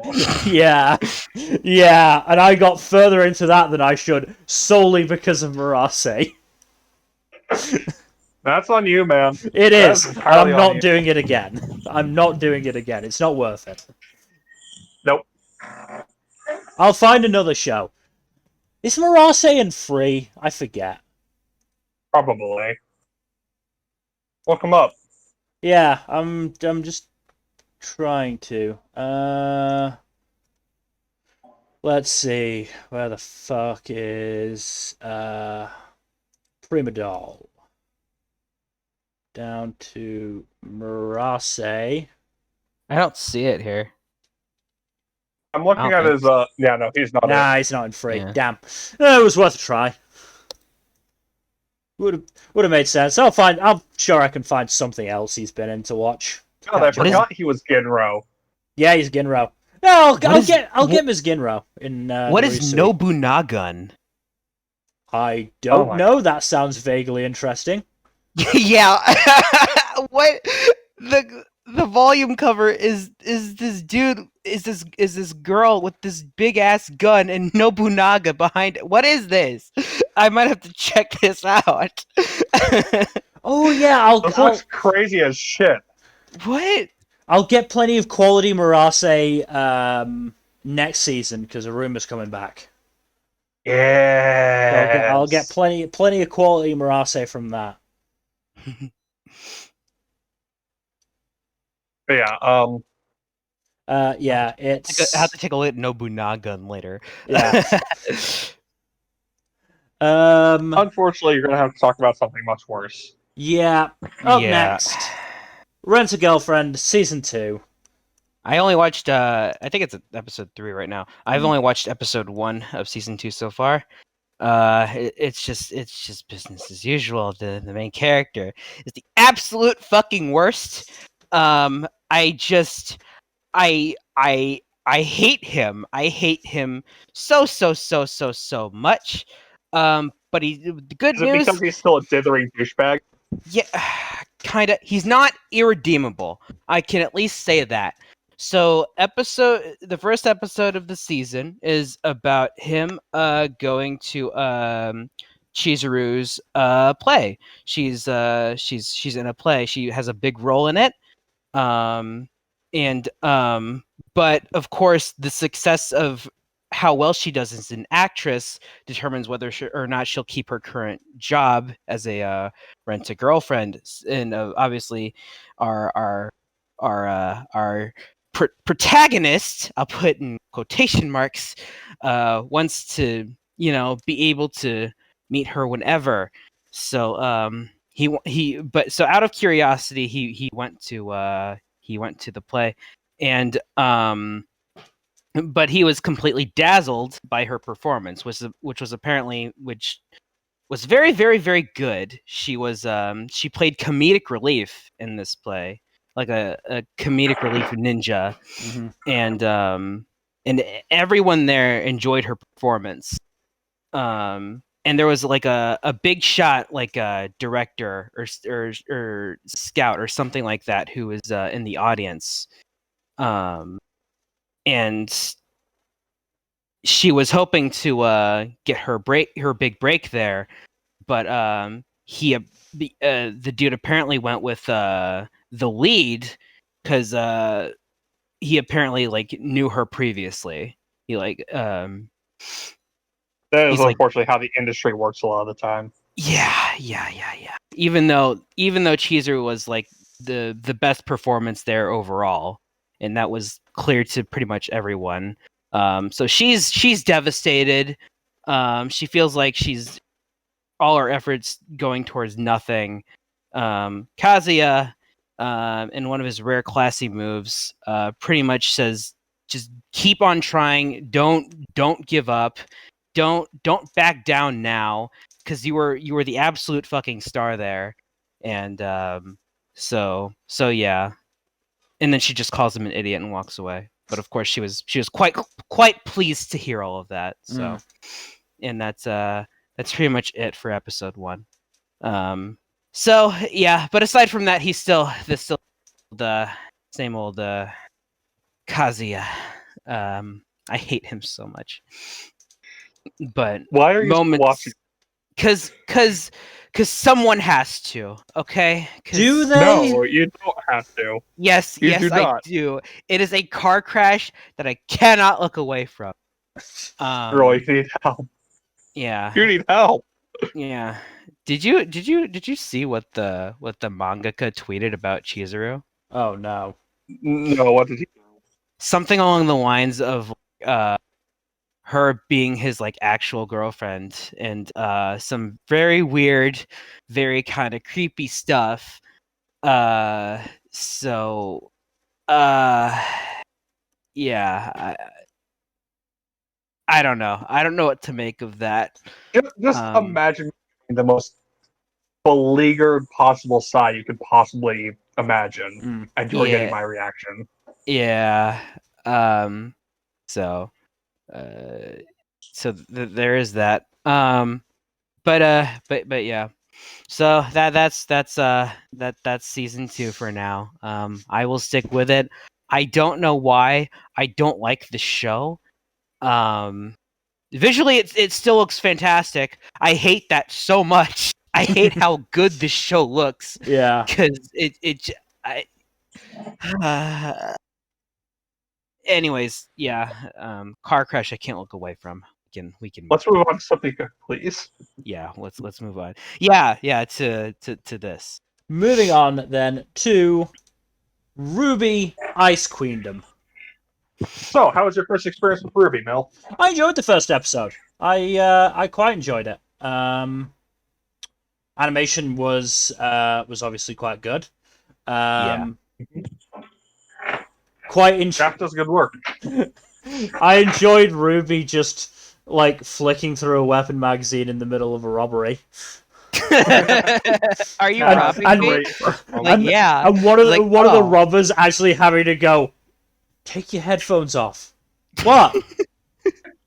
Oh, are you robbing me? Yes. Oh, good. It just fucking kicks him. Yeah, that's great. Is there an explanation for why Yang is Rwby's sister but has a different last name? Yes. Yeah. Okay. Yes. They are half sisters. Okay. Yeah. Just wanted to make sure. Have different moms. Okay. Yeah. Rwby's mom is passed. Yang's mom is let's just say out of the picture. Yeah. Yes. Yeah. So Yang has their father's last name and Rwby has her mother's last name.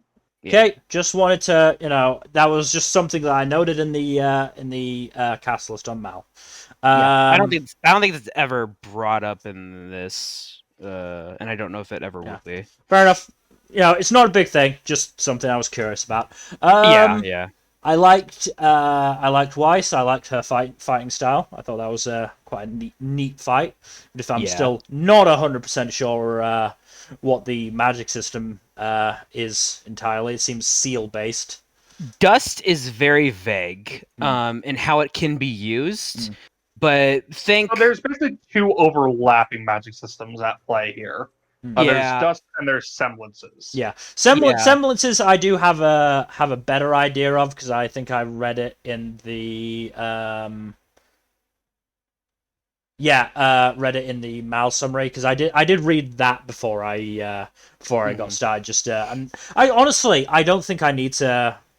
We'll see with the next couple of episodes because I've only watched episode 1, but I don't think I necessarily need to go back and watch the original first season. I might do it just if I, find myself interested enough and have the time, which is likely in this season. But I don't honestly don't think it's a necessity to understand what's going on. At least not at this point. Yeah, for me. something I really like about this, before we get into the nitty gritty, because me and Jack are very much familiar with all of what it's adapting so far. Yeah. Because they were very smart with this. They made it so that anyone, whether you have experience with Rwby or not, can pretty much just jump right into it. Yeah.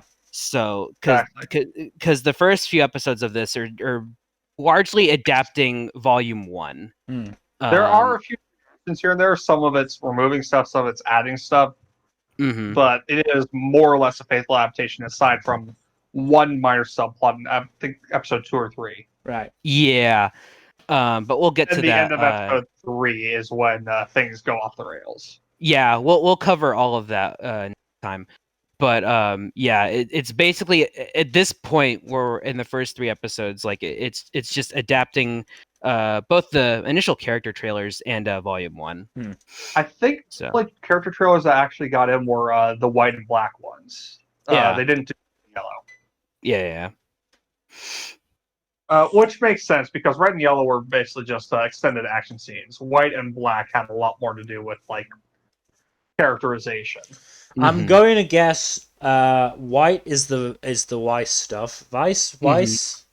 How is it pronounced? Weiss, yes. Weiss. Yeah, Weiss. Yeah. It's the Weiss stuff. And the black was the what's her name? It was Blake. Blake stuff, yes.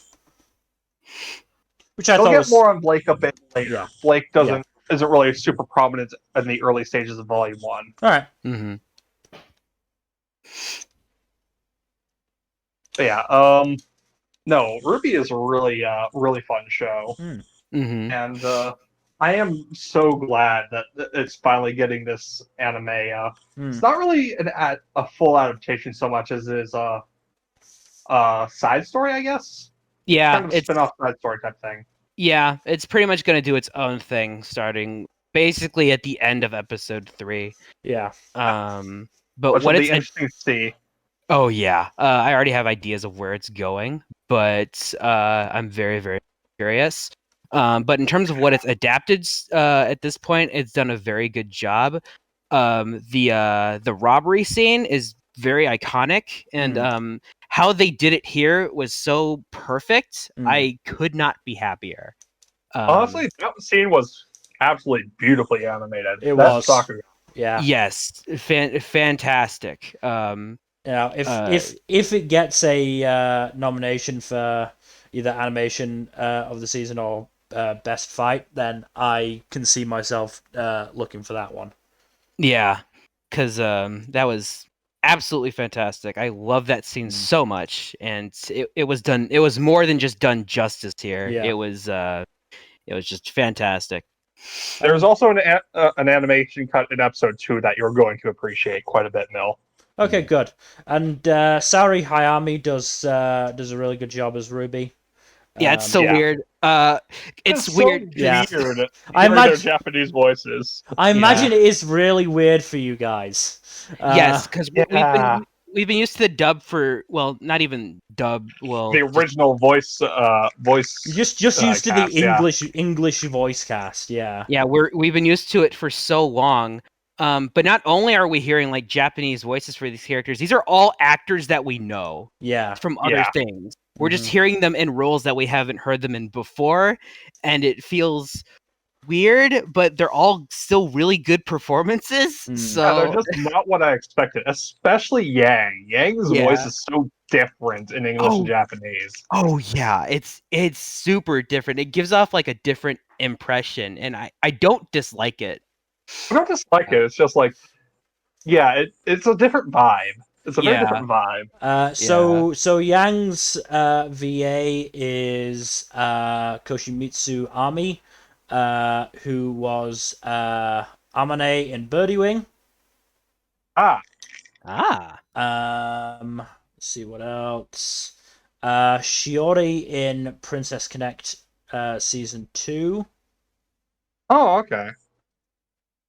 Sirius in My Hero. Trying to find ones that all of us have watched, so I also recognize them.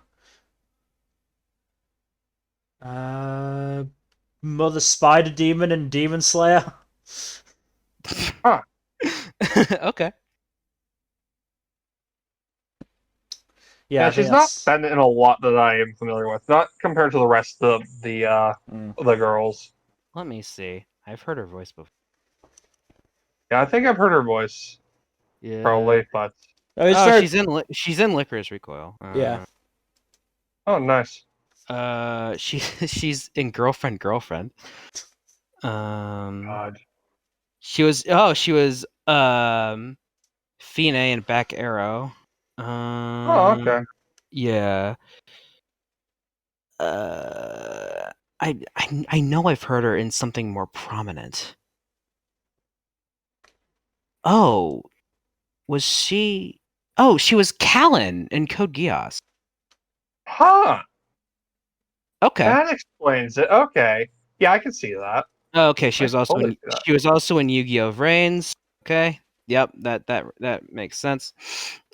Yeah, she's been all over the place. Yeah. She is definitely a very experienced VA. Yeah. Okay, she was also in Origairu. Hmm. I see. Yeah, But yeah. I'm much more familiar with the with Sari Hayami and Yoki Ikasa. Oh yeah. Sorry, Hayami needs no introduction. Yeah. She's in everything. My goodness. Mhm. Yoki Ikasa's prevalent too, Yeah. and I think I may have Yushi Mamura sounds familiar. Mhm. Oh hell, she's Annie. Yeah. Number you'll recognize this one, Jellymon in Digimon Ghost Game. Oh, okay. Let's see. Oh, she was in Ueno Yama's sister in Given. I say Given. Oh, she was Char from boarding school Juliet. That's fun. Oh, okay. And of course, she is also in. Oh, she's Saikawa's mom in Dragon Maid. That's funny. Hmm.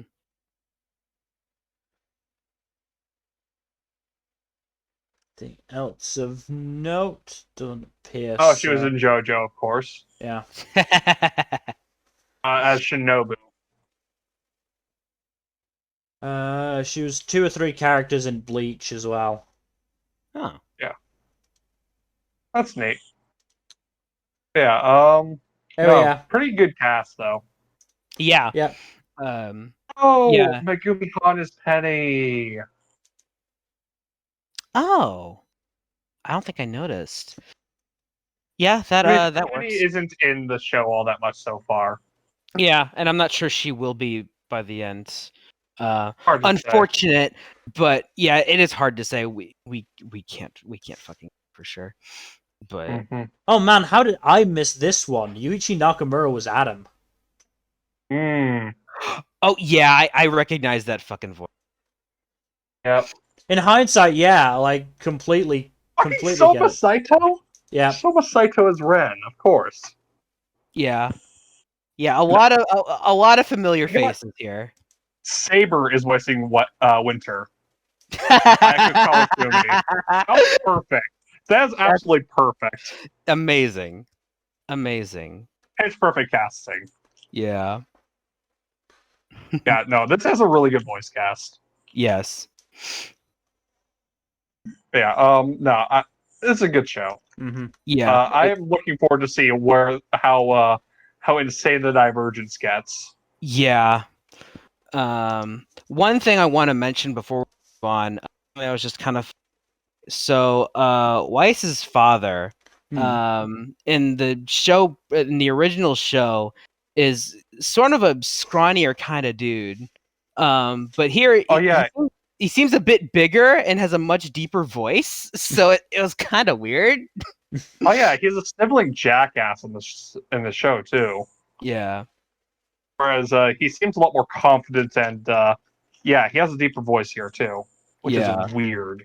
Yeah, He it is did lose it a weird. bit when Weiss did manage to beat that Grim. Yeah, that was Oh good. yeah, that was so good. I'm glad Yeah, I'm glad the butler was pleased. Oh, I that's love great. I Klein. love Klein. Klein is so good. Klein is such a sweet guy. Yeah. I did wonder if it was a good idea for him to still be in the arena during the fight. No, it wasn't. But He can handle himself. he wants to support Weiss, so He could do it from the bleachers like the rest of the family.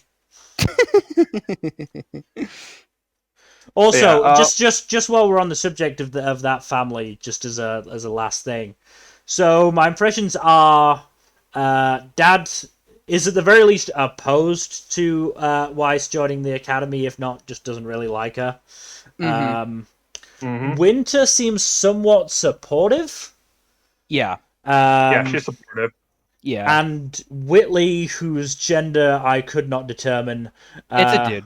He is a boy. Okay, just wanted to make sure, because I'm fairly sure he's got a voice actress rather than actor. He's like 14, Right. and he's very effeminate. Yeah.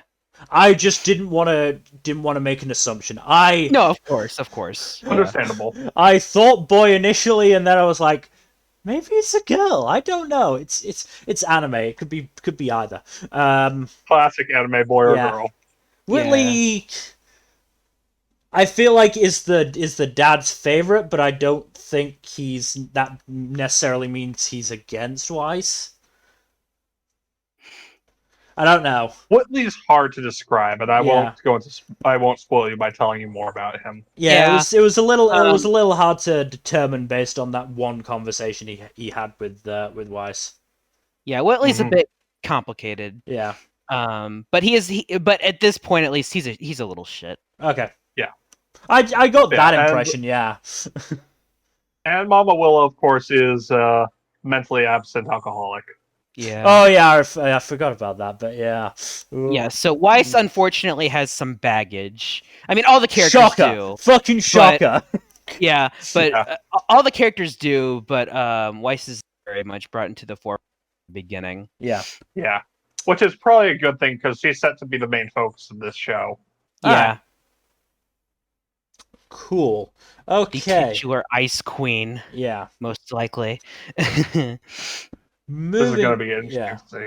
Moving on then to Shadow's House Season 2. I keep forgetting about this one. Have you not watched it yet? No. This one's fucking wild. So I don't want to spoil your number, because there's some interesting shit going on right now. They mildly retconned the filler stuff from the end of last season. What? Yeah, there was filler stuff at the end of last season. Okay. All right. Yeah, everything after the whatchamacallit, the coming of age ceremony stuff. Most of the stuff after that is filler throughout the season. So a lot of that stuff got lightly retconned. But this is really interesting stuff so far. I have very little idea what to make of some of these developments. They are putting a lot more focus on the Star Bears this time around. So good old Barbie and Barbara are getting a lot of focus, which is interesting. Also, I just absolutely love these character designs. They are friggin' phenomenal. Like, goddamn. All throughout the show, like, the character designs and costumes are really neat. But yeah, no, this is really good stuff so far. I mean, and I'm loving it, just escalating the gothic horror. Yeah. I mean, from what I've heard of it, it seems like a good to really good show. I just still very reticent about Cloverworks stuff. Understandable. Understandable. Especially considering Understandable. this did come out the season after Wonder Egg and Yes, Promised I Neverland season remember that's 2. why you boycotted the first Yeah. season. No, but this is good. This is very Mm. good. I'm sticking with this one. Yeah. Good. All But I'm right. not going to go into detail because, again, I Yeah. don't want to spoil you Yeah. guys. Yeah. Let's just say Nmbr is likely to possibly check this out. Mm. And give it a Yeah. chance. Yeah. It's on the first season watch list. So All I right. will try to refrain from doing spoilers. Mm-hmm. yeah, I don't mind like light spoilers and all that. So, but yeah, who knows? Like with the size of this season, there's a chance I will blast through it fairly quickly. Yeah. So, but we'll see what happens. But Okay. there's other stuff I also want to watch too. Yeah. So, but we'll see what happens. Okay. Moving on to Shine on Bakumatsu Boys. Bad Boys, sorry. Bakumatsu Bad Boys. Bad boys, what you gonna do? That's a fun title. Hmm. This was pretty. This had a pretty interesting first episode, I thought. Yeah, it's pretty neat. I mean, I You know can't what's really fun? go on. I just like how colorful the character designs are. Oh yeah, And they are very much color coded. They and like have. how I like the execution scenes, like all these colorful characters and this one generic looking I guy. It's like, was oh, he I dead. was gonna say, like, I saw all those characters, and then that one dude was like, "I don't remember you from the cast list, and you don't look visually distinct. I'm betting you're the only one who gets murked here." Yeah, no, he did. But no, um, this is a really fun premiere. yeah, this was a pretty fun premiere. I can't say I particularly care about Ichiban Boshi and his tragic backstory. At least I didn't Oh, until his it brother is was. 100% alive.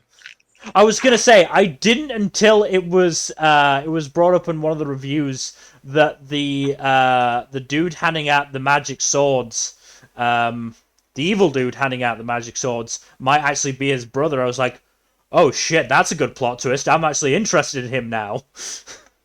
Yeah, I mean, it's not even a might. It's like 100% definitely going to Almost happen. certainly, yeah. It would make sense, but we'll hold off on definites until it's revealed. Um, Mm. Yeah, I liked most of the other characters. Um, I am Toto, not remotely surprised that the sole female member became Okita. yeah, Okita, like out of all the Shinsengumi, is always the one who gets gender flipped. hmm. um, I like Toto just fucking losing his shit at Ichiban Boshi's idiocy. I mean, they're all idiots, but Ishiban Bush, she is definitely the most idiot. Yes. Yeah, he's the most shonen of them all. Yeah, he is the shonen protagonist type. I liked. I mean, obviously we didn't get a huge amount in this episode because it really was just setting up the concept and then the first encounter. But I was really interested in the various fighting styles of the different characters that were shown in the OP. Mm-hmm. Yeah. Surprisingly, only a handful of them are sword fighters. The rest of them use different stuff altogether. Well, yeah, because they're fucking criminals. They're not. They're not. Then this is Bakumatsu period was the end of the Tokugawa shogunate. Yeah. Um, No, they're right at the tail end. Like the and Shinsengumi were basically the last samurais before. eh, No, they weren't the last samurais. they They were were the something last else. samurais because the last samurai were the ones. God, I don't remember his name off the top of my head, but he was. Was he even from Saitama? Uh, Give me half a second, because I know I've. I know I've got the name of the book written down somewhere. If iCloud will let me in without having to give a code, it will. Good. So I remember I had a big long list of books I was going to use in a essay of some sort. Where is it? Not that one. This one.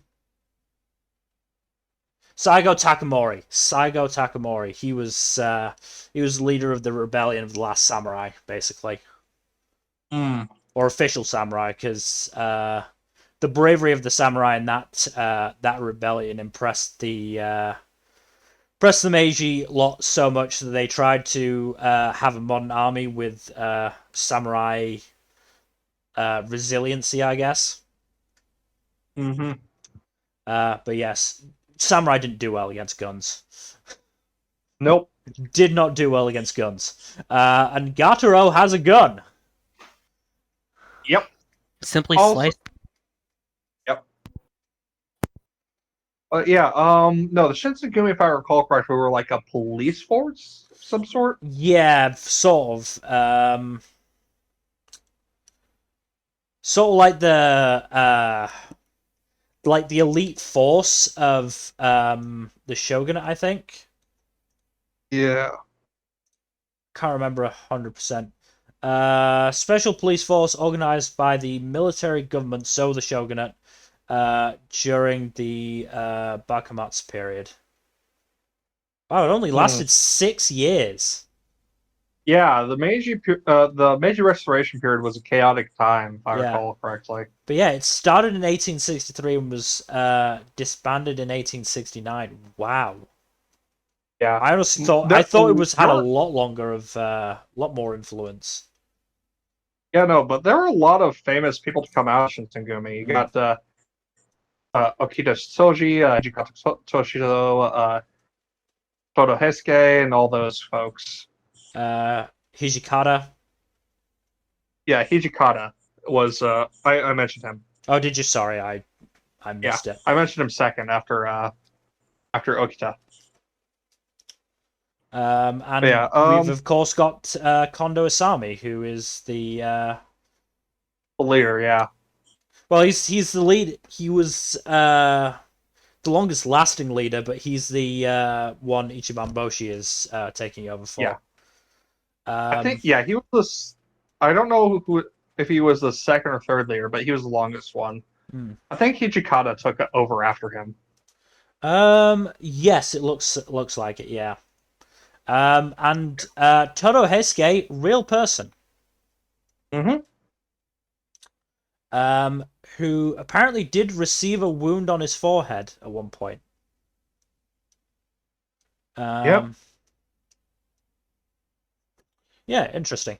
Always like when there's a little bit of historical accuracy in my historical anime, even if, I doubt there's going to be too much more, considering this is dealing with magic swords. And absolutely, 100%. Suzerain the monk seemed to be using magic. Yep. I do like the main cast so far. For the most part. I mean, obviously we haven't gotten... most of them seem really interesting. Yeah.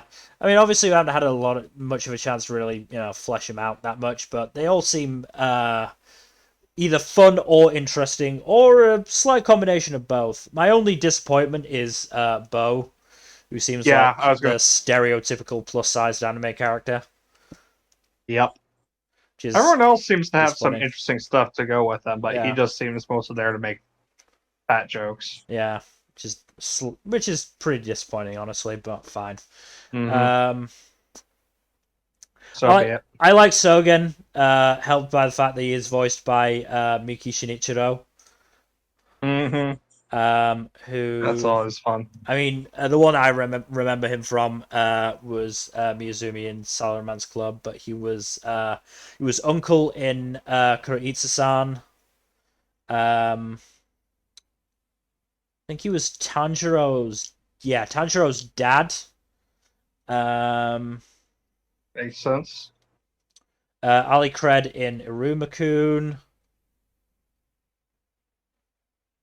Any other big roles can point out? Not that I'm really seeing. So I really like him as a voice actor. Got Gen Sato as Ichiban Boshi.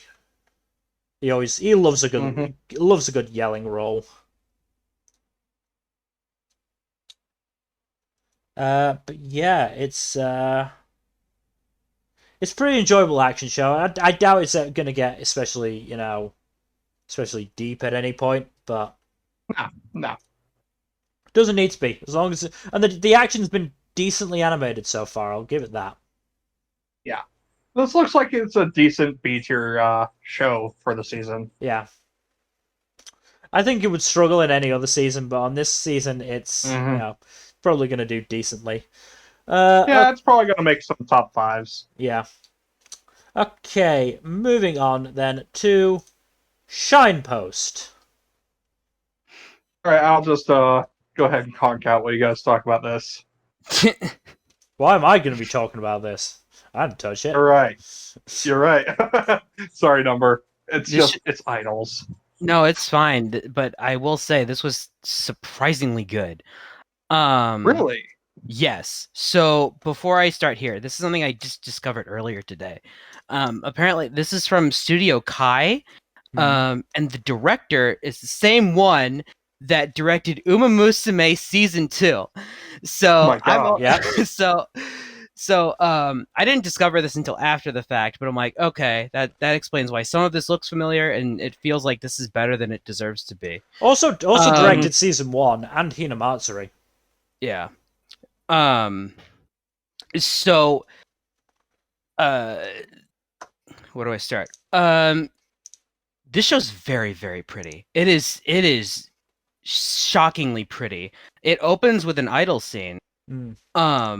And interestingly, a lot of it's 2D, but whenever it's CG, it's like overlaid with 2D, so it's hardly noticeable. And the transition from 2D to 3D is almost seamless.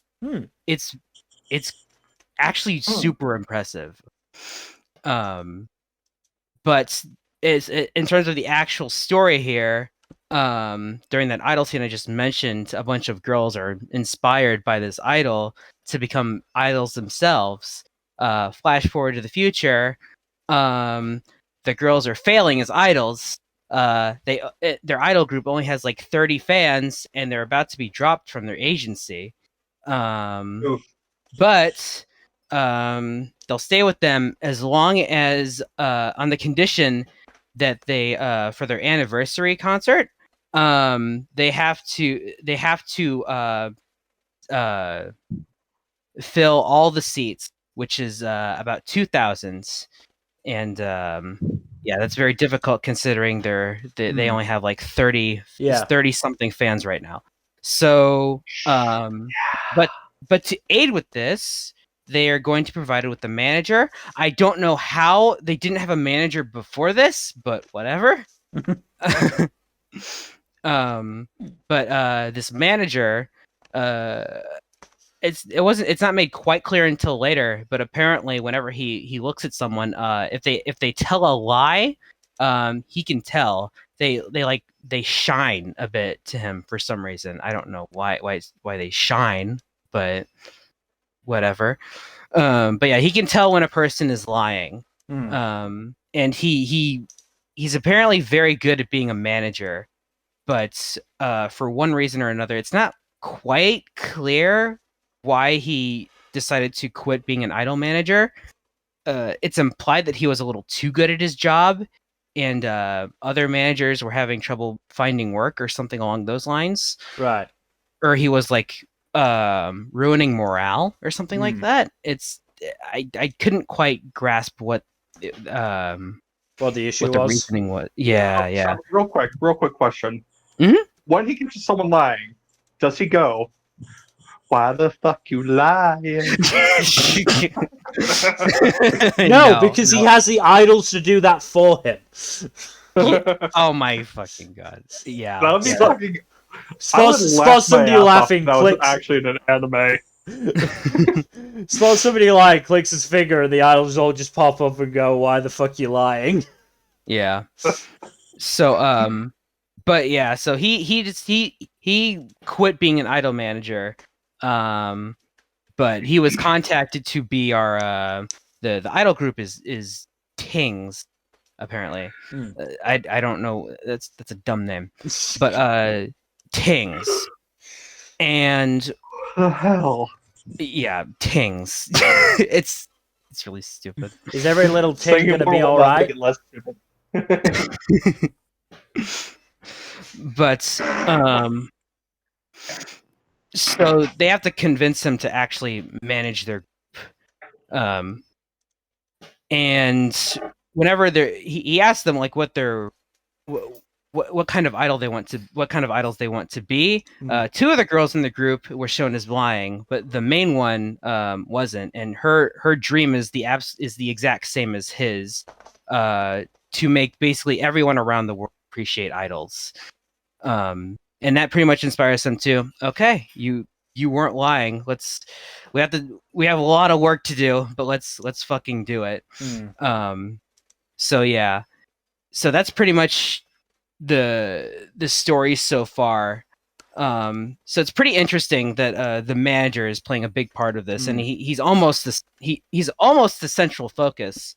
The other one being Haru, who is basically the Genki girl, but she's also the show's also surprisingly funny. Because when she's on her way to the office, she enters. The first thing she hears is that we're considering dropping your group and disbanding it, and then she closes the door, reopens it, and be like, "Hey, what's the big news today?" And it's like she repeated it, and that was pretty funny. But so I just have a few things to add via looking through the Mal page. First, the manager voiced by Daiki Yamashita. Yes, yeah, always a good dude. Second, the director is not the only one with a pretty good pedigree in the staff. Both script writers. So you've got the original creator who's working on the script. He is also the original creator for Orisuki. Oh, okay. I didn't know that. Okay. And the other script writer did the script did the screenplay for both Starlight movies. Did the series composition for Starlight, the TV series. Did the script for Mix. Wow. Along with other stuff, obviously, but that's just the stuff that jumped out to me. Those are the big ones. Wow. Yeah. Okay, I had no clue. That's that explains why this show seems better than it deserves to be. I mean, honestly, it's just those staff members alone are making me think, okay, yeah, I'm gonna give episode 1 a try. The last thing, this is based on a light novel or light novel series that started in October 2021. Yeah, this is apparently a mixed media project kind of thing.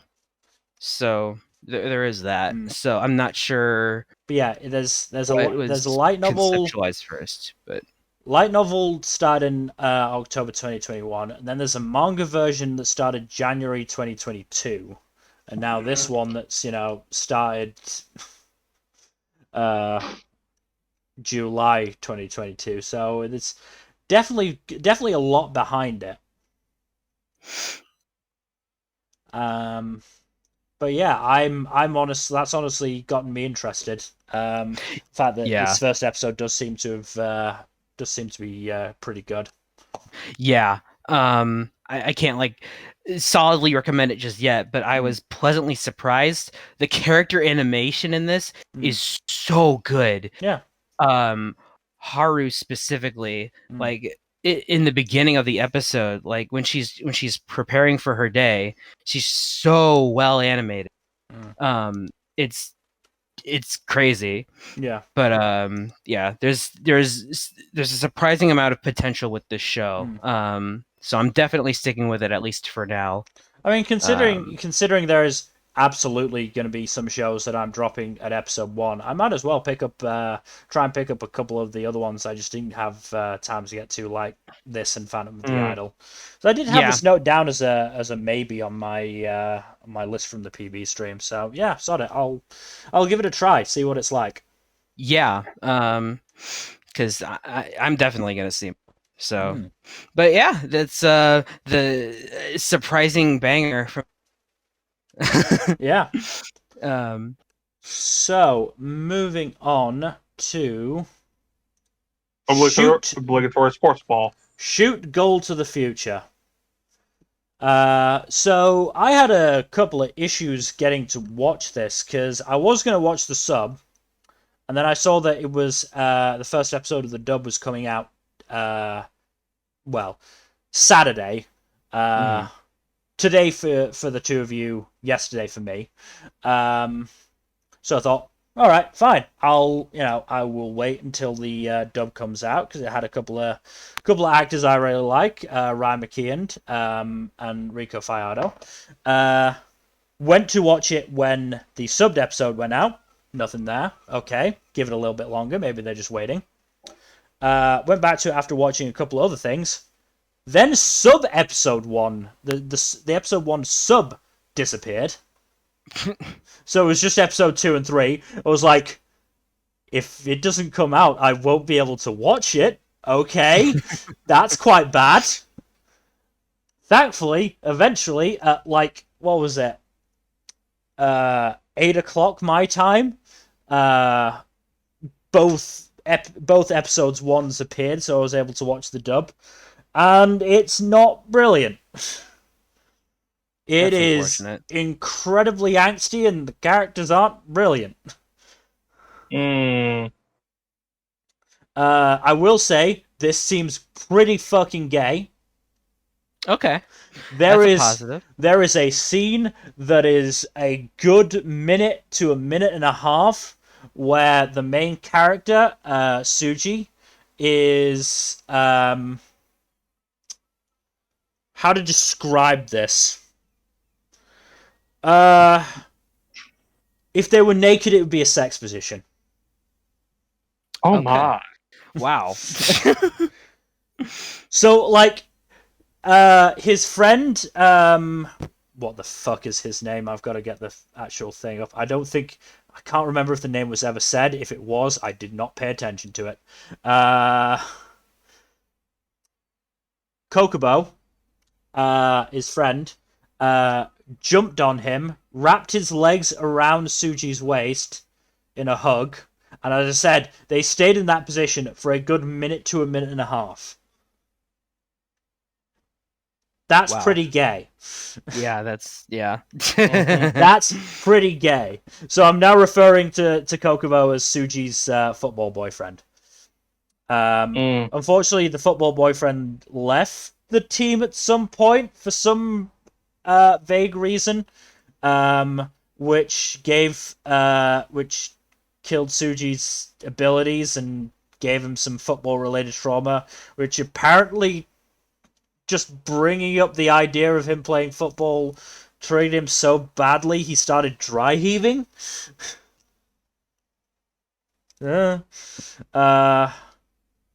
Meanwhile, you've got another character called Kazuma Jo, who is so sensitive about anyone dissing football that he is literally trying to fight Suji at pretty much every opportunity. He also seems to be completely perplexed about the idea of a curving shot, because he eventually challenges Suji to a one-on-one match, that Suji bargains down to penalties, and Suji just keeps curling the ball.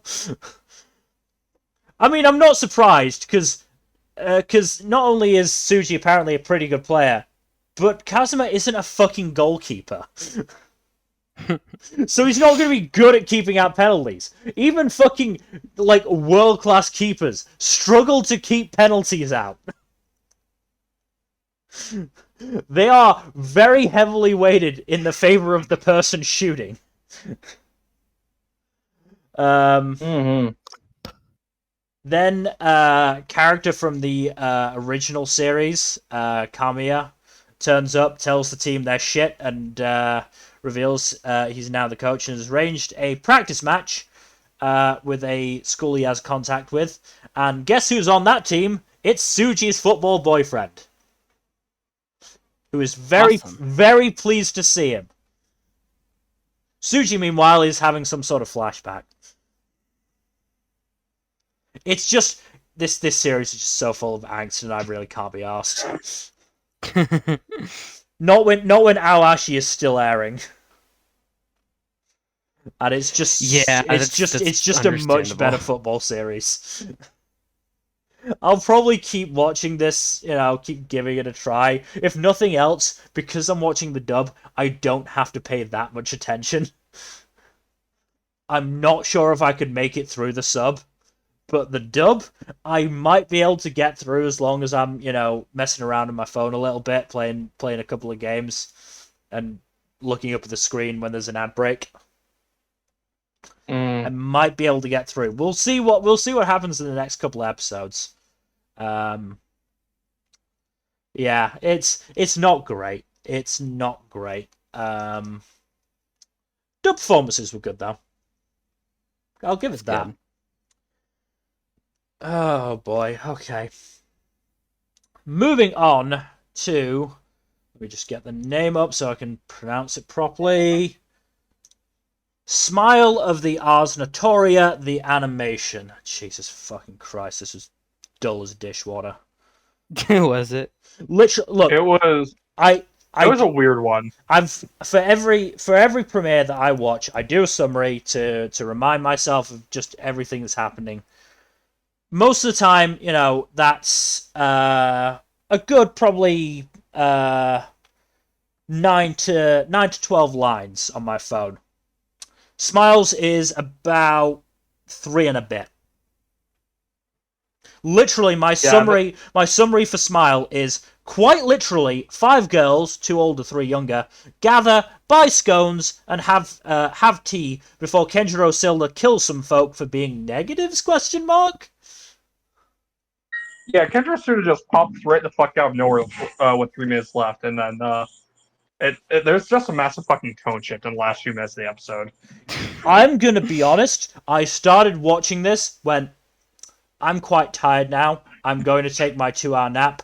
Woke up, kept watching. It was like, I'm going to go to sleep again if this goes on any longer. And then Kenjiro Suda showed up. I didn't even care at that point because it's like, you have sapped any reason for me to care by having the first 19 minutes of your premiere be a fucking tea party.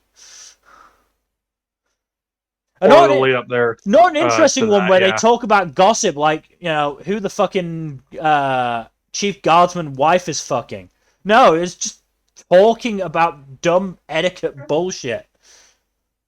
Literally, a good 5 or 6 minutes of the episode is devoted to the main character, or one of the characters, trying to get the fucking lid off a jam jar.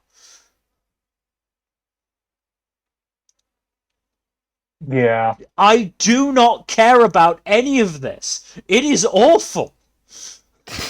It really is pretty damn boring, isn't it? It's not quite as offensively boring as fucking what was it? Detective Is Already Dead, but it certainly ain't that far off. Yeah, it's not great. This is a game adaptation. Unsurprising. I'm just like furious that they actually thought this was worth like making. Ugh. Yeah, I just did not like it. I did not like it. This is going instantly. I'm not putting myself through another 2 episodes of this. I just refuse. As I said, I don't even care about the fucking Kenjiro Suda stuff. I don't. It's not worth it. I don't blame you. I'm probably not going to watch more of this myself. Like that last hook could have been interesting, but unfortunately the rest of it isn't interesting, Yeah. and that's probably going to be the bulk of the show. If they maybe opened the episode with it, maybe I'd be more interested. But as I said, just by the time it got to that bit, I was like, okay, I just don't care. You can't make me care anymore. You've sucked any chance of that happening out. You've ruined it. You've Yeah. ruined it. Now I'm leaving. Yeah, pretty much. Pretty much. Okay, moving on to a premiere that I did actually really enjoy. Teppen with a fuck ton of exclamation marks. Yeah, I enjoyed this. Not to be confused with the Tekken anime. No, this is Teppen, Teppen. Yes. No, I honestly enjoyed this. I thought this was very funny. From what I've heard, it's very much your mileage will vary if you like manzai comedy or not. Yeah, possibly. Should point out for anyone not aware, manzai is style of Japanese comedy with what is it? Straight man The and Bokeh and the Komi. yeah, Yeah. The straight man guy. yeah. An example of this would be I can't remember the names, but Giraffe Dude and Ball Dude from Odd Taxi. They were manzai comedians. Yeah.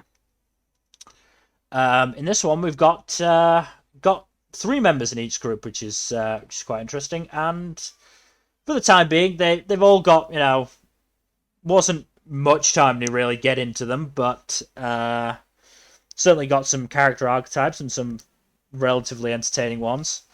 Of particular note are the group of 2 rich girls and a poor girl who is there literally to mooch off the 2 rich girls however she can. The girls that are alien based took the door to their room off its hinges to try and summon aliens. Argued about whether it was right for them to summon aliens with no actual reason, then decided not to. Only for only one of them to realize they had actually summoned an alien, and for her to shoo it off. That was quite fun. I remember. There was also the group with there's a buff girl in it, which I like. So That's nice. I know where my tastes run. And then you've got the muscle bound manager, who's been quite entertaining. I'm hoping they're not trying to go for a. I hope they're not trying to go for a stereotype, and they are actually having him be like a fairly effeminate buff dude, like a respectful portrayal of that rather than a stereotypical portrayal of that. For the time being, he seems fine. But yeah, I mean, the main basis of the first episode was who I believe is the main group, Young YY, doing their first routine, which is based around the true story of them breaking the manager's prize bodybuilding trophy. Which ended with a crow taking the statue's head away with it, and them being forced to bribe the manager with fried chicken. And of course they're doing this routine on stage, and the manager is watching. He's just got these like 2 gigantic buckets of fried chicken where he's just tearing into a leg. Like, all right, I'll let you off this time. Wonderful. Yeah, so I honestly found it quite funny. I'm hoping it'll continue. Unfortunately, we'll never that the second episode of it will never see the light of day. Why? Because what was it exactly? Where is it? Yeah, apparently episode 2 has the girls try to stop a plot to assassinate the president. Oh. Yeah. Oh, yeah, Too that's soon. Way too soon. That's just What? really unfortunate timing. Yeah. Really Yeah. unfortunate timing. Wow. Yeah, no. Like That's it's like there's oh, there's that just is there's really bad. yeah, there's just nothing to be done on that front. There's just nothing to be done. That is such bad It timing. What really the is. hell? It's as bad timing as Fire Force starting airing right when the KyoAni fire happened. Oh yeah. Yeah. Because that one was Uh, also delayed for a few weeks. Yeah. At least they knew to they knew better and they skipped Yeah, it. That'll probably be like a Blu-ray thing. maybe yeah. Mm-hmm. But yes, we'll definitely be an episode down on that one. And Yeah. That's so completely fair. unfortunate. That's Completely really fair. unfortunate. Yeah. That's so unfortunate, and that Yeah. sounds hilarious too. Damn it. Again, Oh, like well. there's just like it's just so unfortunate, and it's just like completely understand canceling that episode. Mm, Uh, So yeah, that's a little unfortunate detail about that. So yes, currently on episode 3, but only 2 episodes out. Also, who I believe is main girl, Yayoi, has a fried egg hairpin, and I love it. yeah, I That's saw adorable. that. Why? Why is that? I don't know. She's a comedian. Why not? She thinks it's funny. Okay. Um, All right. That's good enough for me. Yeah. So moving on then to Tokyo Mew Mew. Tokyo Mew Mew Mew- new. Yes. Is it Mew Mew Mew? It's Mew Mew Mew new. Mew Mew new. It is a reboot Okay, of Yeah. the OG Tokyo Mew Mew. I'm just getting Yeah. confused now. Yeah. And this is so So what? cool. Wow. I enjoyed this. No, I did too. I mean, cause like the themes of protecting endangered animals alone, you already have me on board. But yeah, from its very old school feel to its really well animated transformation and just fun comedy, this is a real treat. It really is. And honestly, like, it's nice seeing a classic magical girl property get rebooted Yeah. like Uh, this. Like, with these production values and this voice cast, it's pretty damn good. Yeah, it was trending on Twitter the other day. Oh, damn. Yeah, I think that says a lot because, like, I'm sure like OGs who watched this way back in the day are losing their minds because, uh, but yeah, because back then to Westerners that it was Mew Mew Power under the 4Kids label. Oh dear. Oh my god. Oh Yeah. dear. Frankly, Mew Mew Power, not a bad name. So. No, it's But not I- a bad name, but I'm willing to I- bet that wasn't the extent of their changes. Oh no, I'm sure. Mm-hmm. But, I'm pretty sure it gave all of them, like, westernized names. Yeah. Oh, I'm sure. Now I'm curious to actually look those up. But yeah, this was I only watched episode 1 so far, but this was a treat. Our main girl Ichigo, who very much in typical old school anime fashion, very much wants to experience romance and fall in love. Mm-hmm. And then later that same day, she accidentally falls on top of the boy she likes and kisses him. As one does. Yeah. Which is funny to see because usually it's the reverse. Yep. But Yeah. Oh yeah.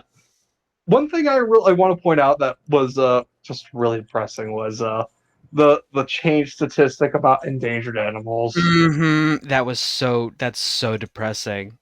Because what was it originally? It was like 2000s.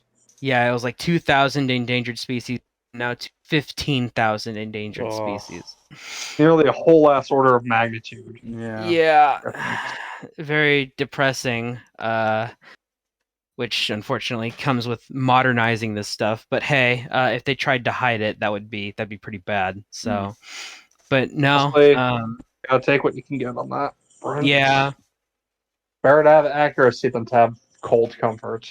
Yeah. But yeah, after our main girl Ichigo is given tickets to take the boy she likes on a date to an endangered species museum, all of a sudden there's this huge ass cannon, and she's taken in a big panic inside the building. She's taken outside, and her and several other girls are hit by this laser beam that seems to have given them magical powers, and they gotta fight giant rat monsters or something like that. Something But- like that. Yeah, but all for the sake of preserving the environment, as far as so. So you can't argue with that, you know. Yeah. The environment is important, kids. That's why we spent a whole decade watching Cabin Planet. Yep. Oh, okay. I'm on the Wikipedia page right now. It apparently they are, when they transform, they are infused with the DNA of endangered animals. So okay. Yeah, Interesting. that's why Ichigo turns into a cat girl. Yeah. I don't know the kind of cat it is, but that's cool. An endangered cat species, I remember. That was like... Iriamote wildcat. That's it. That's it. Huh. Cool. But yeah, this is a treat. I'm glad this turned out as well as it did, because this could have been so much worse in so many different ways. Well, But, this is another one I'm probably going to give a try, if nothing else, because I'm looking at the cast list. The main 5 are all newbies, Oh. but outside of those 5, it's got a fucking hell of a cast. Let's look. I haven't looked at the cast. So Akira Ishida, so Akaza in Demon Slayer, and the teacher in Vanitas. Shirai Yusuke, Sasuke and Sasuke Miyano, and Yuichi Nakamura? Yuichi Yeah. Nakamura, I Uchida recognize Yuma, him. Suzuki Aina, Ishihara Kaori, Umehara Yuichiro, Okamoto Nobuhiko, Yeah. Daiki I was about to mention Yamashita, and Saiki Iori. Like, that is a Goddamn. fucking hell of a supporting cast. That's a Damn. ridiculous supporting cast. As I said, just Yeah. that alone has gotten me interested. Yeah. Oh my god, the voice actress for the lead is 2 years younger than me. I feel so old. Oh man, she is. Oh, Yeah. what is that? Month and 2 weeks younger than me. She was born December 7th, 1997. I was end of October 1997. God damn. We're getting old. We are. But yeah, But, no, Oh god, it's Also- worse, Jack. It's worse. why? One of the other voice actresses was born 1999. One of them was born in 2002. One of them was What? born 2005. What? Oh What? my god. What? Two of them were born in 2002. But yeah, Jesus. Well, at least we'll get the authentic teenager from that one. Yeah. So she's 17. Wow. Good for her. Good Yeah. for her, yeah.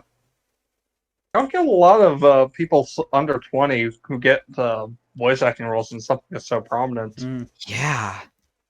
And she's apparently taken kendo for 9 years. Wow. Dang. Good for her.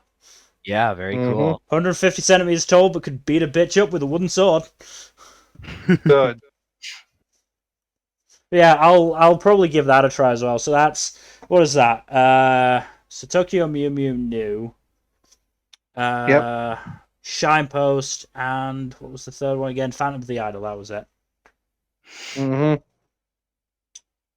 But I can't see myself giving the next one a try because it is Uncle from Another World, which again it has actually started airing, but because it's Netflix, it's It's a 2 weeks Netflix channel. behind. So I don't think the first But episode not has the dropped for us yet. usual Netflix channel. Yeah, It's not the usual Netflix channel. well, It's the Komi Netflix yeah, channel. it's the Komi Netflix channel. So it's, yeah, so as I said, Okay. it's airing 2 weeks after.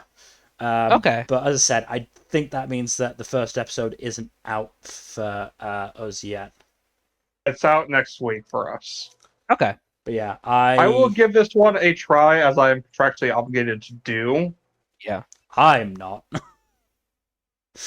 I don't know. It seems like some fun ideas there potentially. So I just who knows? really hate the fucking character design of the uncle. Yeah. No, I do too. Titan.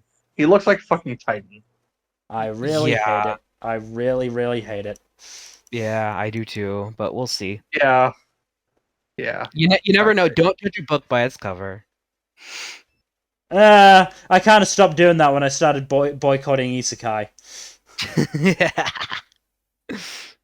Don't blame you. Yeah. All right. Anyways, moving on to a show that I have watched. Unfortunately for you. Vermeil in Gold. So how's this? Yay, Shoto One-san. It's big titty succubus sexually harassing a Shota-looking high schooler. Also, his childhood friend wants to bang him too, and he doesn't seem interested in either of them. Awesome. Okay. Also, apparently, the childhood friend gets into some real stalkery shit in the second episode. I don't know. I haven't watched it, and I don't think I want to. Awesome. Okay. I ain't watching more of this. Yeah, I can't imagine. Yeah, apparently it's like, oh, I'm a demon lady, and I can get mana from kissing. I can get it from another way, but and then the guy's like, no, no, no, no, let's not do it that way. I'm So looking at you the can full tell he's title. really not interested. Sorry, if I can just interject for just a second. Hmm. I'm looking at the full title for this. Vermeil and Gold, a desperate magician barges into the magical world alongside the strongest calamity. See, that's actually a pretty fucking sick ass title. It's also far too long, but yeah, that's not bad. But yeah, I'm sorry about that. Please continue. Oh, it's a manga adaptation, not a light novel adaptation. You think from the Yeah. title. That's actually really weird. Yeah. Huh. Oh, there's a character named Francois. Francois is such a fun character name. And it's But a no. stag beetle. Unfortunately, you won't get to meet them. I don't want to stick around for this long enough. Yeah. Like it had potential, but then it was like, oh yeah, let's just have the whole thing be premised around the succubus sexually harassing a dude who looks like he's 12. Mm-hmm. Because you can't look at this guy on the key visual and not think he's like 12 or 13 years old. Uh-huh. Do we know how old he actually is? He's in high school. Okay. The students are all basically in high school, or the equivalent thereof. So he's Okay. at most 16 at this point. Okay. Which is still not great, because she's hundreds of, if not thousands of years old. Yeah. And she's still trying to jump down his trousers. Yeah. Does he not have parents? Unknown. Don't really care to find out. Right. Such a shame, Jack, because Kana Hanazawa is in this. Damn. Damn it, I like Kana Hanazawa. Also, And Maya Uchida's what? God damn it, she's so wasted in this. and Takahito Koyasu. What an absolute fucking waste of such good voice talent. Yeah.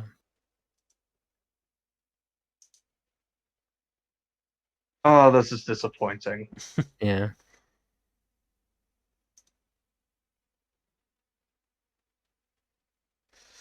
Oh boy. Sorry, I was just looking at the actor for main boy, and unfortunately he's also the lead in a show called Slave of the Magic Capital's Elite Troops. Huh? Oh, Mato Seihei no Slave. Yes, That one.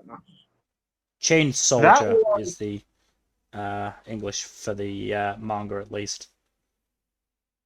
I don't think this has an official English title. Because I don't think it's officially licensed in English yet. Oh, he played Yuta in Gridman. Oh, Ah. Chain Soldier, that's what the title Yeah, is in Chain English, Soldier, apparently. Which is very different, contextually. But yeah, no, Yeah. it's by the... I believe it's by the author who did Kami no Kill. Look, I just saw slave in the title, and given, what, how Japan generally treats slavery, I was not enthused. Yeah. Understandable, honestly. Yeah, it's by the author of Kami no Kill. And just to make things worse, this is a 7.3.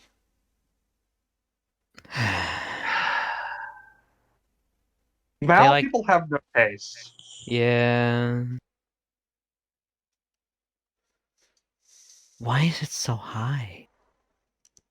Because the big titty succubus. Shota One-sans. Yeah. Fucking people, I swear. But yeah, no. I'm dropping this. Yeah. I'm sorry, but like, no amount of big, no amount of attractive succubus lay lead is going to get me over the fence when she's harassing a boy who looks like a preachie. Mm-hmm. Speaking of harassment, when Nothing. will Ayumu make his move? Honestly, calling it harassment is really uncharitable to it. Yeah. I like this show. That's a really nice show. This was the last show that I watched, and this show could be good if if Ayumu himself didn't have the charisma and personality of a baked potato. His personality seems fine. He just has no like. He doesn't express anything. We get one glimpse of his personality outside of his complete simping for Urushi. And that is when he got excited about, the Invincible Castle move. Otherwise, all we saw that he is that he simps for Urushi. Yeah. And frankly, the relationship he does there have is a little bit more character in the second episode, but that's the second episode. Yeah. like the chemistry between Ayumu and Urushi is not good enough to carry his current lack of a personality. I mean, he does have a personality. He is dumb as bricks when it comes to That's the other recognizing thing. social. That's the other thing. I have suspended my disbelief on a lot of dumb romance shit. Chief among them, Tonikawa. If I can suspend my disbelief for Tonikawa, I can suspend my disbelief for quite a bit. I cannot understand how this kid can be so fucking dumb to see the clear signs that Urushi is sending him and to go, no, I've got to beat her first. Got to beat her first before I can pride. It's his pride. He doesn't see himself as worthy. He must be worthy. He has to prove himself first. No, it's dumb. It's dumb. It's somehow dumber than NASA proposing on the first date. after nearly being hit by a truck. It's somehow dumber than that. I don't care. Nelson might have thought with his dick, but at least he was thinking. Hey, he's just too focused on shogi. It's. I wouldn't have And you know minded. I wouldn't have minded it if it was focused on the shogi aspect more. But there's just. I just. I think he gave it fair amount. It did, So.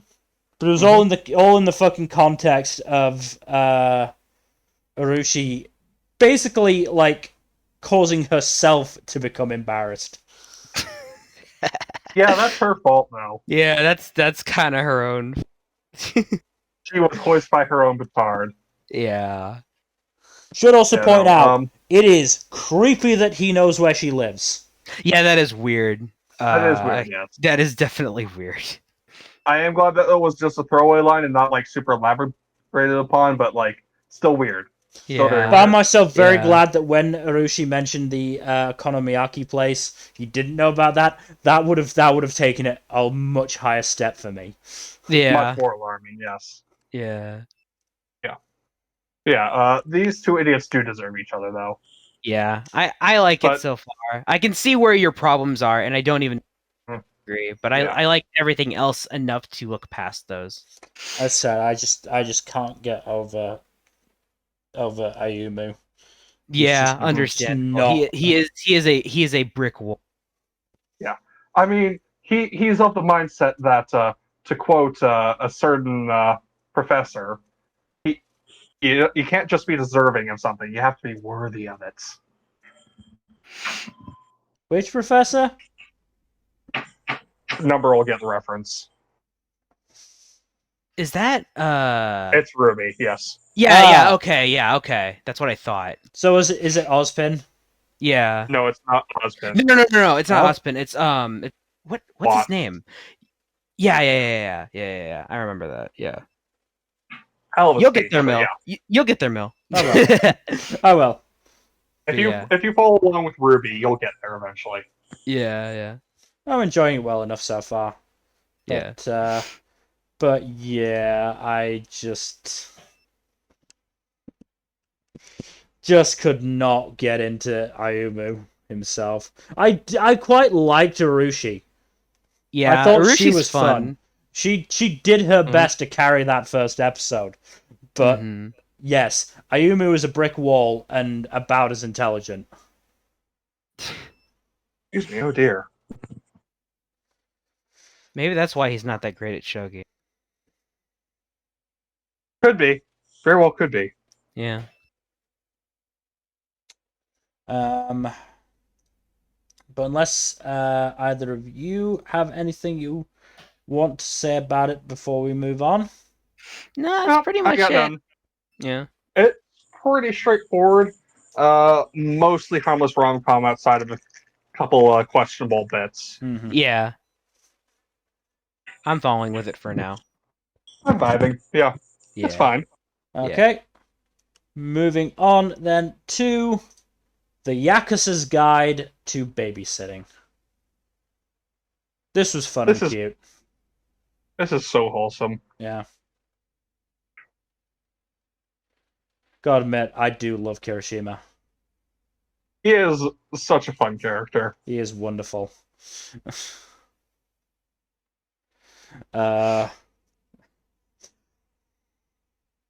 He tries to talk, it just doesn't work very well most of the time.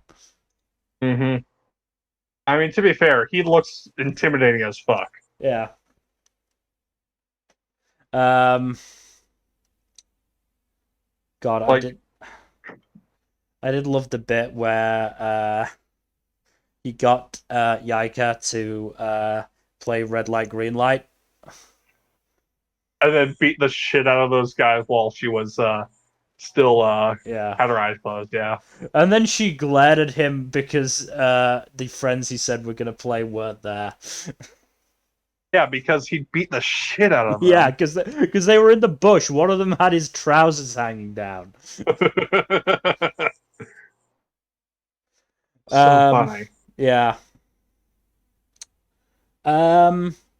one criticism that I can sort of get behind. I don't think it's too much of an issue just yet, because I do think this first episode was more about establishing the concept and the dynamic between Kirishima and Yaika. Was that for all that, you know, the narrative was saying Kirishima is a horrifically violent loose cannon. You never showed any of it when around Yaika, really. He has immense restraint around her, yeah. Yeah. Which is really good, and a very good indicator of the quality of person he is. Yeah. What's also helping is, I believe I did see a comment. I think it was in the Anifem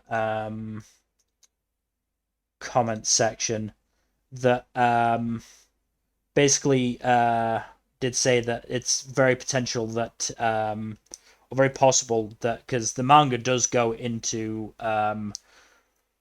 Kirishima's mentality and how he managed to settle into the role of the babysitter. So, oh wow! So fingers crossed, we'll get that in the anime at some point as well. Hopefully, always fun to see backstories in shows like this. Mm-hmm. But I certainly hope so, because I think that would definitely help. If it doesn't, and if it is just, you know, cute babysitting shenanigans while Kirishima beats people up on the side, then so be it.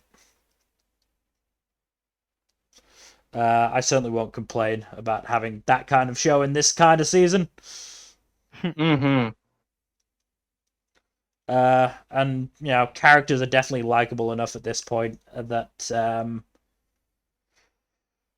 that I'm enjoying myself. I like the dad. It's clear that he's definitely not a deadbeat dad. He does want to be there for his daughter. It is just that he is running a big crime syndicate. Yeah, and Yeah, keeping that'll keep you busy. Yeah. Yep.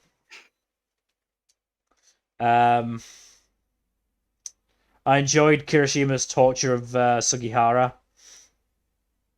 especially when he forced Sugihara to let him practice pigtails, and then the boss saw it.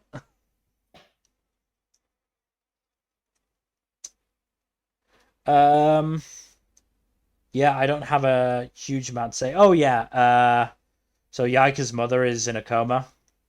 Mm-hmm. That was a hell of a way to end the episode. And then we got an after credit scene where a dude battle lusted over Kirishima. Oh yeah, that's fun. Yeah. So I think Yaka is being cared for primarily by her aunts, maternal aunts. So yes, I think that was the case. I have a feeling the mother's injury is relatively recent, and Kanami was looking after her in sort of the interim period while the dad, you know, figured stuff out. Mm-hmm. That So would I be my believe it was guess. like 3 or 4 years ago. Oh wow, okay, that's a lot longer than I thought. I don't recall. It was in episode 2 that was Right. Yaika is significantly smaller in the flashback. Children grow a lot in a small period of time, especially anime children. I guess. I don't know. It was at least a couple years ago, if not more. Yeah. Then I don't know. Maybe Kanami was her primary caregiver at that point. Maybe Probably. maybe Sakuragi was waiting for Yaika to be older, and therefore, you know, a little bit safer to live with him. I don't know the exact ages, but I think she's like 3 or 4 when the accident happens. And I think she's currently like first grade. Yeah. I don't know how old she is exactly, but she's very young. Yeah. I think I was thinking, what was it? Oh god damn it! 5 or Already 6. there's a thread about this shit. Take a wild guess. Oh, Take a Usagi wild drop. guess. Usagi drop, yeah. I am like 99% certain this does not Usagi drop. I can't imagine. Honestly, I'd put more money on Kirishima getting friendly with the aunt than I'd put on Yeah. him getting going that way with Yaika. Yeah. I honestly don't see much romance happening in the show at all, if any. But yeah, no. I really fucking hope it doesn't Usagi drop the ball because that'd be fucked up. I doubt that'll happen. Oh god, Bastard does Usagi drop. Oh right, that. I vaguely recall reading something about that. Yeah, I'm Yeah. probably not gonna watch more of it. Yikes. But yeah, as I said, 99% certain that this isn't gonna go down that route. Yeah. Agreed. This is gonna stay pretty wholesome, I think. Yeah. But yeah, definitely an enjoyable series. Oh god damn, this cast is stacked. Yeah. Kaido Ishikawa, Wataru Hatano, Tomoaki Mayano, Jun Jun Fukuyama. Fukuyama, Ryota Takeuchi. That man has a deep voice, jeez. Yeah. Yeah, no, very good cast. This is a nice show. So, unless you have any final thoughts to add about it, Jack? Nope. I also did discover something about Vermeil that put me on even further, so definitely not watching more of that. What was it? Oh if you god, can does say? it Usagi drop? No, apparently a teacher likes banging students. So nope. What? Secondary character is Oh, a male no. teacher who Oh hooks up with female students. Oh Great. no, how can you be this bad? Yeah, Vermeil is fucked up. I'm not touching Vermeil. Oh Yeah, that's probably for the god. best. Jesus fucking Jeez. Christ. Okay, let's wash that bad taste out of our mouth with our final show, Yurei Deco. This was really interesting. Yeah. Did you know that this was lightly based off of works of one Mark Twain? No, but it makes sense given the what was it, Tom Sawyer thing? Tom Sawyer Island, and the two leads are named Hack and Berry, after Huckleberry Finn. Wow. Okay. Yeah, I did not get that reference. But again, it makes sense. It definitely makes sense. Yeah, this is a really interesting episode. Liked Berry. Really trippy. Yeah. Yeah.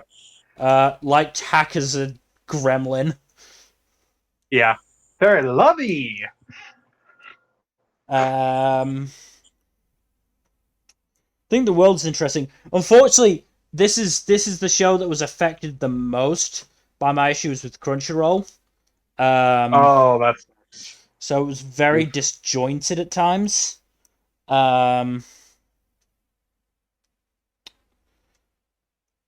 Which definitely didn't help when the school teacher was, given the exposition about the place.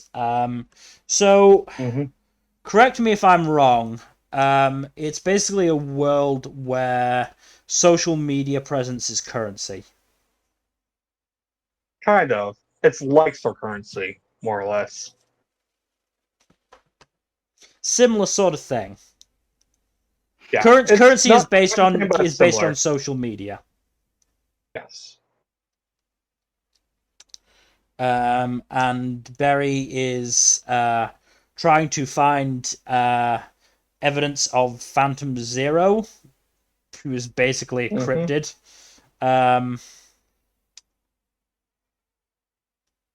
So the story about Phantom Zero, again, correct me if I'm wrong, is that they cause the currency to drop to 0. Yes, kind of. It depends. Again, it's that scene was really choppy for me. Okay, so that scene basically involves Hack scamming a dude Oh yeah, to get no, him to no, give over yes, his yeah, but misbegotten inheritance. I thought the point was that is that Huck isn't Phantom Zero.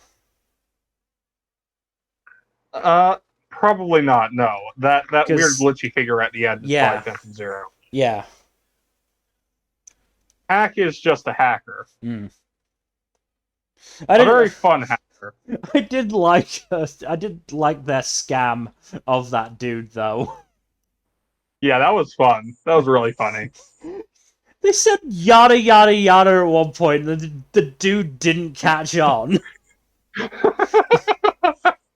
Yeah.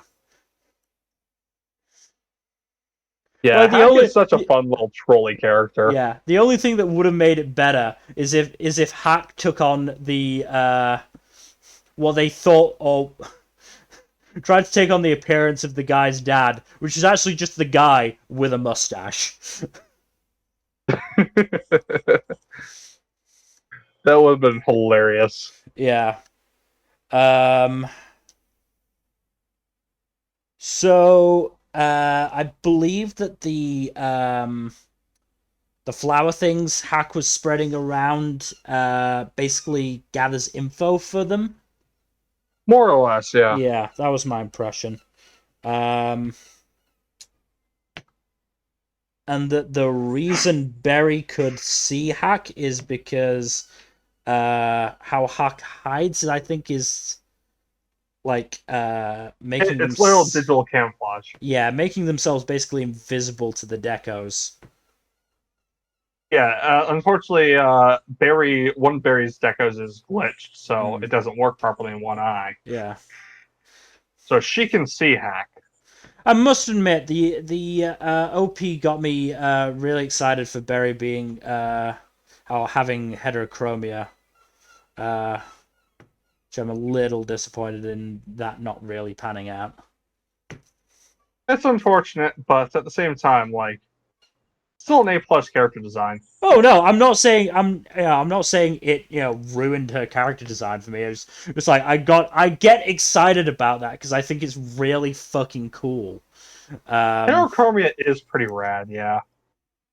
And I just got disappointed that it was more of a one eye is lit up with the deco and the other eye isn't. Mm-hmm. But yeah, this is certainly interesting. It'll be interesting to see what route it takes on a societal note, because it does seem to be maybe setting up a slam dunk on social media. And to be fair, social media deserves it. Mm-hmm. Social media is a plague. It is. We say on our Discord call. Mm-hmm. I don't really count something like Discord in the same realm as like Facebook and Twitter. You're right. It's not quite the same. It's more of a chat room than outright social media. Yeah. It's like obviously similar, especially when you get into, big servers, but I still wouldn't call it the exact same. No, it's not. There's a much greater level of anonymity on stuff like Discord, for example.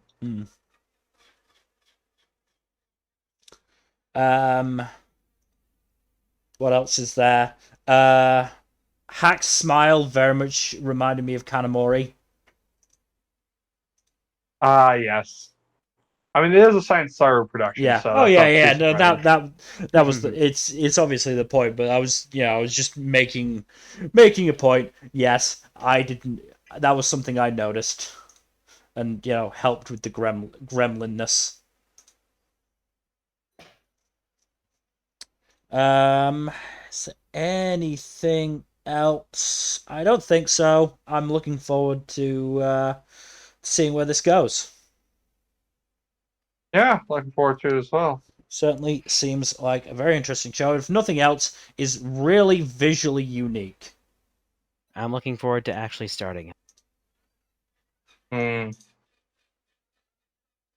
Oh, and a fairly not stereotypical black character design. Yeah, that's neat. Hopefully they're a prominent character in the story and not like just an extra. They're one of the main That'd be characters, nice. so Oh, that's good.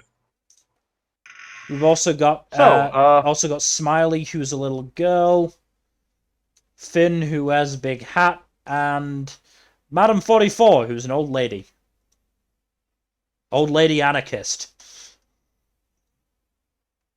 Nice.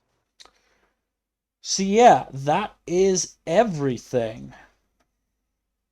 We are at You want to just run down the list real quick and see what shit we're dropping? let's see at my list. So again, I am, as I said, I am adding what was it? Tokyo Mew Mew New, Shine Post, and Phantom of the Idol. But I am dropping. Let's see. Dropping Prima Doll.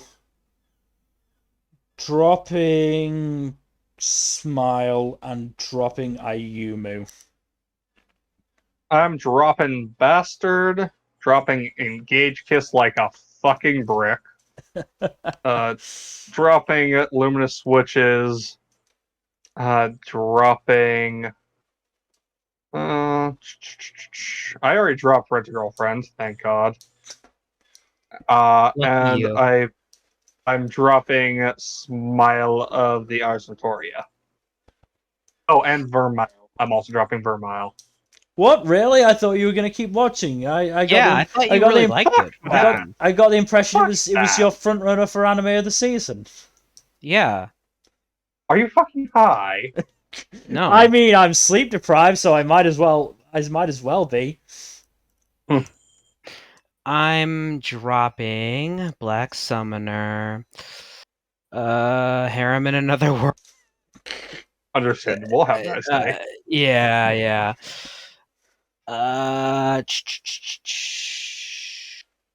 Stick with Extreme Hearts for now.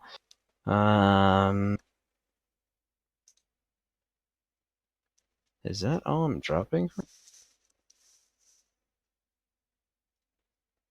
I think that's all I'm actually dropping for now. I'll probably drop. I'll probably drop the Maid show when that airs, but I'll obviously keep it for now. Yeah. Yeah. Mm-hmm. But aside from that, I might wind up. Yeah, I might wind up dropping the Uncle show too. Yeah. Uncle. Yeah. So yeah. We'll also obviously have the return of our carryovers once we get to 3+ episode check-in, which is currently, if I am correct, a couple of Cuckoos, Aoashi, Digimon Ghost Game, Dragon Quest Dai. We'll be talking about the last few couple of episodes of Komi Season 2. And Shikimori as well. And Shikimori as well. And then we've also got Love or Play.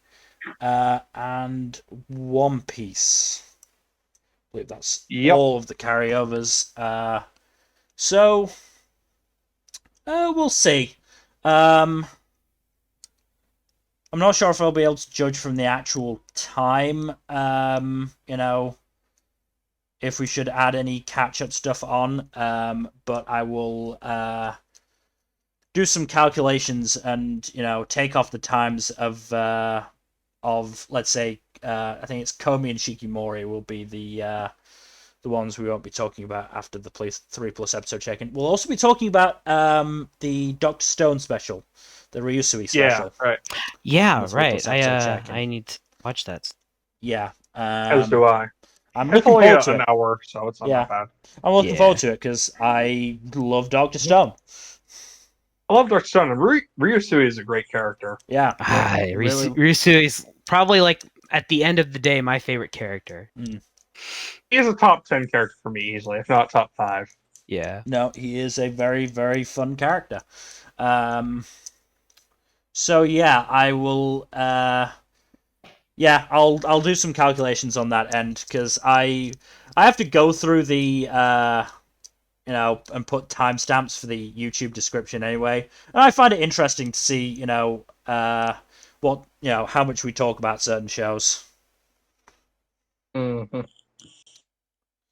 Yeah. Um, Anyways. yeah, Yeah. That just that's about does it. Yep, that's the end of the stream. So thank you everybody for watching. Hopefully you've gotten some enjoyment out of this, and maybe some shows you now want to watch. I mean, that's certainly the case for me. As I said, I was probably still going to watch Phantom of the Idol at some point anyway, but definitely going to try and fit in Shinepost and Tokyo Mew Mew now. I might actually try out Shine Post, Mm. maybe, and maybe Teppen as well. But those are the only two that really caught my. Oh no, Parallel World Pharmacy, maybe. But those three are the only ones that really caught my interest. So in terms of future stuff, tomorrow should be D&D. We're still in prison, but we got rid of Face Scarer. That's good. Yay! My character Felix now has one of his horns as well. I'm gonna shank it into a shiv and shiv it into a shank. Tuesday, I believe we'll probably be doing Persona 4 Golden. We are approaching the end of the base game at the very least. I think we're near the end of October at the moment. We are viciously speedrunning through Naoto and Marie's social links. Yep. I'm gonna get Naoto as our girlfriend if it kills me. It might. I don't think it'll be that bad. We're doing good, and we're checking. Well, I'm checking the wikis to make sure I'm picking the right dialogue choices to maximize efficiency. Mm-hmm. That's the name of the game now. Efficiency. That's the most romantic word in the dictionary. Efficiency. Sure, it is. Thursday, we'll be continuing Ace Attorney Trials and Tribulations. We finished the tutorial case. That was fun. Pretty wild, too. It was pretty wild, yeah. God, we just make so many fucking sex jokes at the expense of some of these. Oh, God, now I remembered. Oh, I remember the thing I want to tell you off the stream now. I'll tell you off stream after this. Yeah. I've just remembered that our new running gag is that the bailiff is the three Rice Krispie elves in a trench coat that they've committed 12 murders in 5 different states. Because I don't even know why, it just popped out. Because why not? Why not? Because why not? And then next Saturday, let me have a look at the schedule. Tournament arcs! Yes, we'll be talking about tournament arcs in all their various shapes and forms. Oh boy, we're going to end up shitting on God of High School, aren't we? Probably. Oh, we're gonna have Lord on for that one. I knew he wanted to be on for that one. Mm-hmm. And then the week after that will be the 3+ episode check-in. Yep.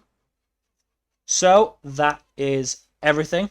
Again, thank you everybody for watching. Please do give us a follow here on Twitch and on Twitter at storytime_net. And we hope to see you tomorrow in about, let's say, 14 hours for more D&D. Good night. Bye. Later.